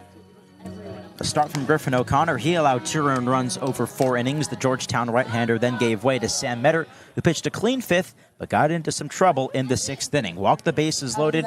Tony Pluta came in and unfortunately allowed all 3 of those runners to score. A sacrifice fly, a 2-out 2-run triple mixed in there as well. And then in the 7th inning, also against Pluta, a 2-run shot for Gavin Keelan. And that is how we got here. 5 unanswered runs for the Commodores as Donovan LaSalle digs in righty on righty to begin this bottom half of the 8th. Maloney deals, and a ground ball pulled towards third. A couple of hops from Murph Gray. Up with it, the throw, in time, 1 away. 1 pitch, 1 out. That's efficient. Very efficient, and good start from Maloney. Just first pitch, gets a nice ground ball to Gray and takes care of it. 5-3 for the first out. ERA is not pretty. It's over 10, 5 earned runs and 4 1/3 innings. But like we mentioned, his best outing was his last time out, so he's looking to build that momentum. A relatively new addition to the Gatemen bullpen. It's only his 5th appearance, as Scott Mudler digs in and takes a called strike at the knees. Mudler, the catcher, hitting 8th. He'll be followed by Isaiah Barquette, and if anybody reaches the top of the order, for Carson Bowen.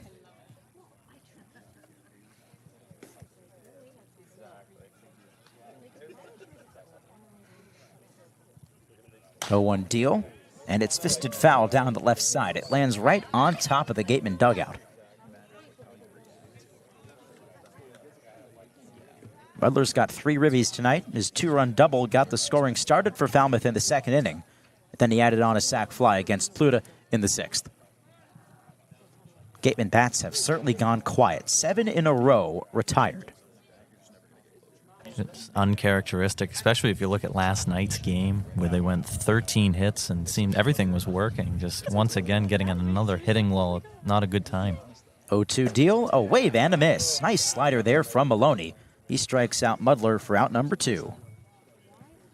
On the bright side, 2 quick outs from Maloney, really carrying over that momentum from his game in Katuitt. And you could say, Ethan, another great performance from him tonight. He could really move his way up in the bullpen, and potentially we'll see more of him. We'll see if he can deal with Isaiah Barquette here. Bases clear, 2 gone. A 7-2 Falmouth lead in the bottom of the 8th. Maloney looking to send this game to the 9th. His first offering, a check swing, and it's just down low for ball 1. But to your point, Joe, you mentioned the lack of consistency of tonight. That's unfortunately been a hallmark of this second half of the Gatemen. The offense just seems to go intermittent game by game. Yeah, it's just they've been a little off from what we've saw in the first half of the season. 1-0 is roped out to right center field, falling fast. It gets down, and it rolls to the wall.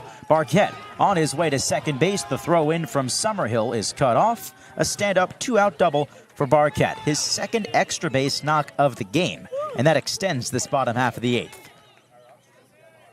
Just a great hit once again. Started out the game 0 for 2, but since then, 2 extra base hits. He was the one who hit that 2 RBI triple earlier in the game that really started to break away the lead for Falmouth. And once again, finding himself on base with 2 outs. Barquette, only a .216 hitter entering play. 2 of his 11 hits were for extra bases. He's now doubled that total here tonight. Up to the top of the order now for Carson Bowen. As Maloney looks to navigate the 2-out base runner. Gatemen down by 5. It's a 7-2 Doors lead. Maloney looking to send this game to the 9th inning. Right-hander deals. And a slider in there for a called strike.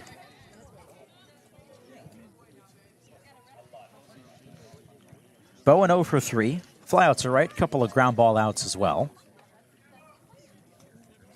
Massive lead for Barquette off of second base. The 0-1 just got under that one. He fouls it back. And Maloney ahead 0-2.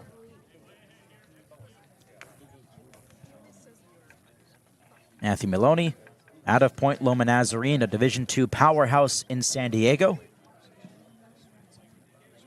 He comes set, ball and glove, waist high with a sign from Gerald, the 0-2. Curveball, try to get him to chase, but Bowen lays off. It's 1-2. And good pitch selection there, just trying to make him chase, like you said, but does not bite.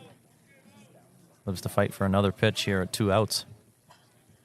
7-8 steps off of second base for Barquette. Maloney looks in his direction and comes home, and a called strike 3.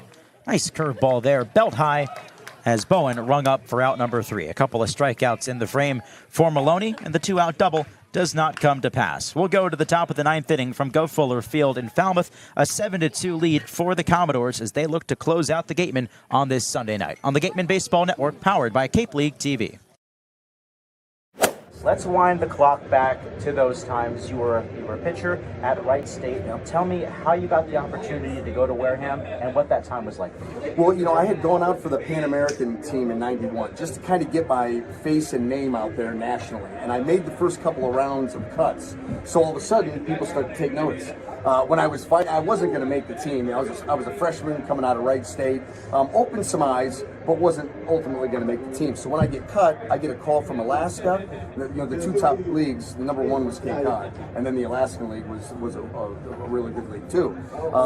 But those were the 2 big ones. I got a call from Alaska. I got a couple calls from the Cape. I got a call from Wareham, and they said, we have a kid that's going back home, and would you be interested? I mean, they didn't even have to finish their sentence, and I was like, I'm packing. I'll be there as soon as I can get my 85 Ford Tempo on the road and up there. So, did you enjoy that clip? Well, you can catch the rest of this episode and all episodes of Wareham Whip Around, the official podcast of the Wareham Gatemen, available now on Spotify and Apple Podcasts.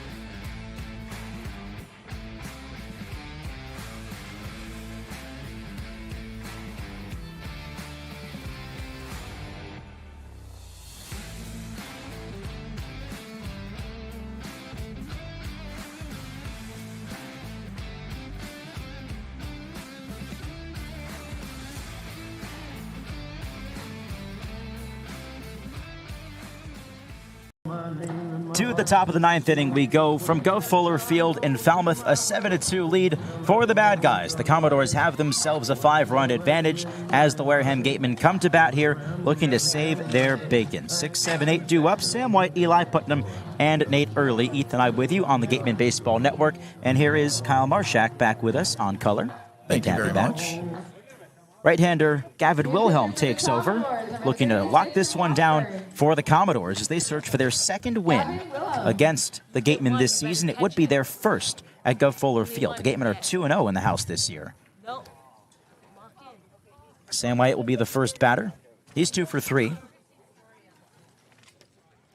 Up to bat first is the Gateman, number 30 from West Virginia, Sam White. Gateman scored 1 run in the first, 1 in the 6th. It's been 5 unanswered today for the Commodores. 3 in the 6th, 2 more in the 7th inning as they expanded their lead rapidly against the Gatemen bullpen.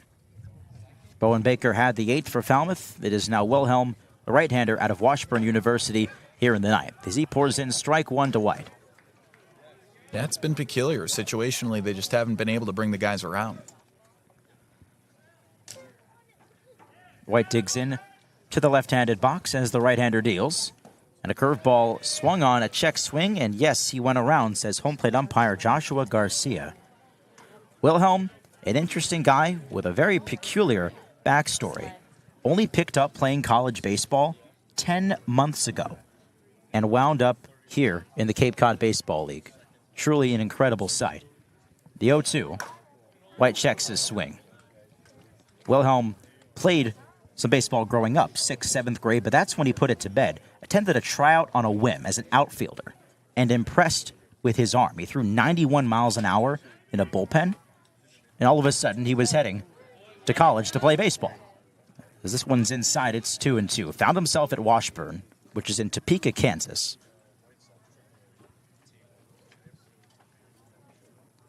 Started this summer at a collegiate league in Kansas as well, Kansas City. 2-2. And a curveball just off the plate. That's a tough one to take, and now a full count. I mean, that is God's given gift of throwing a baseball, if I've ever seen it. That curveball did look sharp there as well. Wilhelm stands 5'10", 20 years of age. 2-2, driven in the air, high and deep out to left center field. Chasing after it to the gap, LaSalle, and he hauls that one in for out number 1. Yeah, Wilhelm is really an example of just genetic gifts for him to have the strength and hypermobility to throw a ball at 90. I mean, just wake up out of bed and throw a ball 90 miles an hour. Now here he is, less than a year after starting to play baseball again at the Cape League level. Eli Putnam now, Gatemen down to their final 2 outs. The pitch swung on and missed for strike 1. A 7-2 Commodores lead. They're big sluggers today. Scott Mudler, 3 ribbies for him. Isaiah Barquette, triple and a double. He's got 2 ribbies as well. As Putnam sends a sky-high pop-up into the night sky. Back behind the first base side. It's the second baseman, though, calling everybody off. And Barquette hauls it in for out number 2. And they've gone pretty much hit for hit with Falmouth, but haven't done it in the right situations and a little bit less pop as well. Gatemen bats have gone quiet as well here as of late. 9 in a row retired as Colby Turner steps up, representing the final hope for Wareham tonight. First offering is bounced towards third. Handed in there by Caraway, and the throw to first is low, but dug out by Gaffney for out number 3. It's a relatively quick 9th inning, and that's how this ball game comes to an end. A 7-2 final score for the Falmouth Commodores. They knock off the Gatemen tonight here at Gov Fuller Field. The first time they've done that here at home this season. Just a tough one all the way around. The Gatemen offense just went quiet at the end. 10 in a row retired to end this ball game, Kyle. Yeah, they went down quiet, and that's very bizarre of them. After the way they looked yesterday against Bourne, really returned to vintage form, but today, not as much juice. They still collected 6 hits, but situationally just struggled. I mean, they were, just 1 hit with runners in scoring position.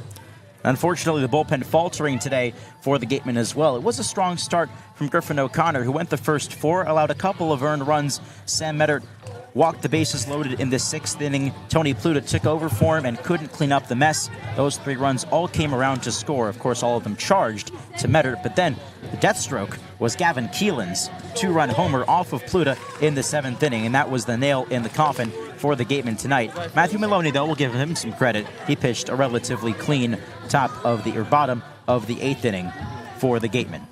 Looking around at some of the Gatemen offensive totals tonight, an RBI for Reese Chapman, RBI for Sam White as well. 2-hit night for Sam White out of West Virginia. But just all the way around, an uncharacteristic performance from the Gatemen on this Sunday night as they drop this one to Falmouth for one final time. The final score, 7-2. Falmouth 7 runs on 8 hits, 1 error, and the Gatemen 2 runs on 6 hits, no errors tonight. Stay tuned for the Gatemen Baseball Network postgame show. That'll be available on the Gatemen Baseball YouTube page by the end of the night. But for all of us here at Go Fuller Field in Falmouth, on behalf of our entire broadcast and production crew, our wonderful producers, Joseph Patrick Henry and Allison DeWitt, our sideline reporter, Madison Walker, and of course my broadcast partner, Kyle Marchak. Well-earned off day coming up tomorrow, league-wide off day. How about that? We'll have a chance to reset. Yeah, big time. Maybe some golf. Maybe some relaxing. You and I going to go hit the city, see what that holds for us. And sometimes you just need a day to reset. Baseball is a luck-based sport, so sometimes forgetting about that will help. Right now, an entire team meeting is convening down the left field line. I don't think we've seen that too often. But for one final time, the final score, Falmouth 7, Wareham 2, Gatemen back at it on Tuesday, 6 o'clock at home against the Orleans Firebirds. We hope to catch you then on the Gatemen Baseball Network, powered by Cape League TV.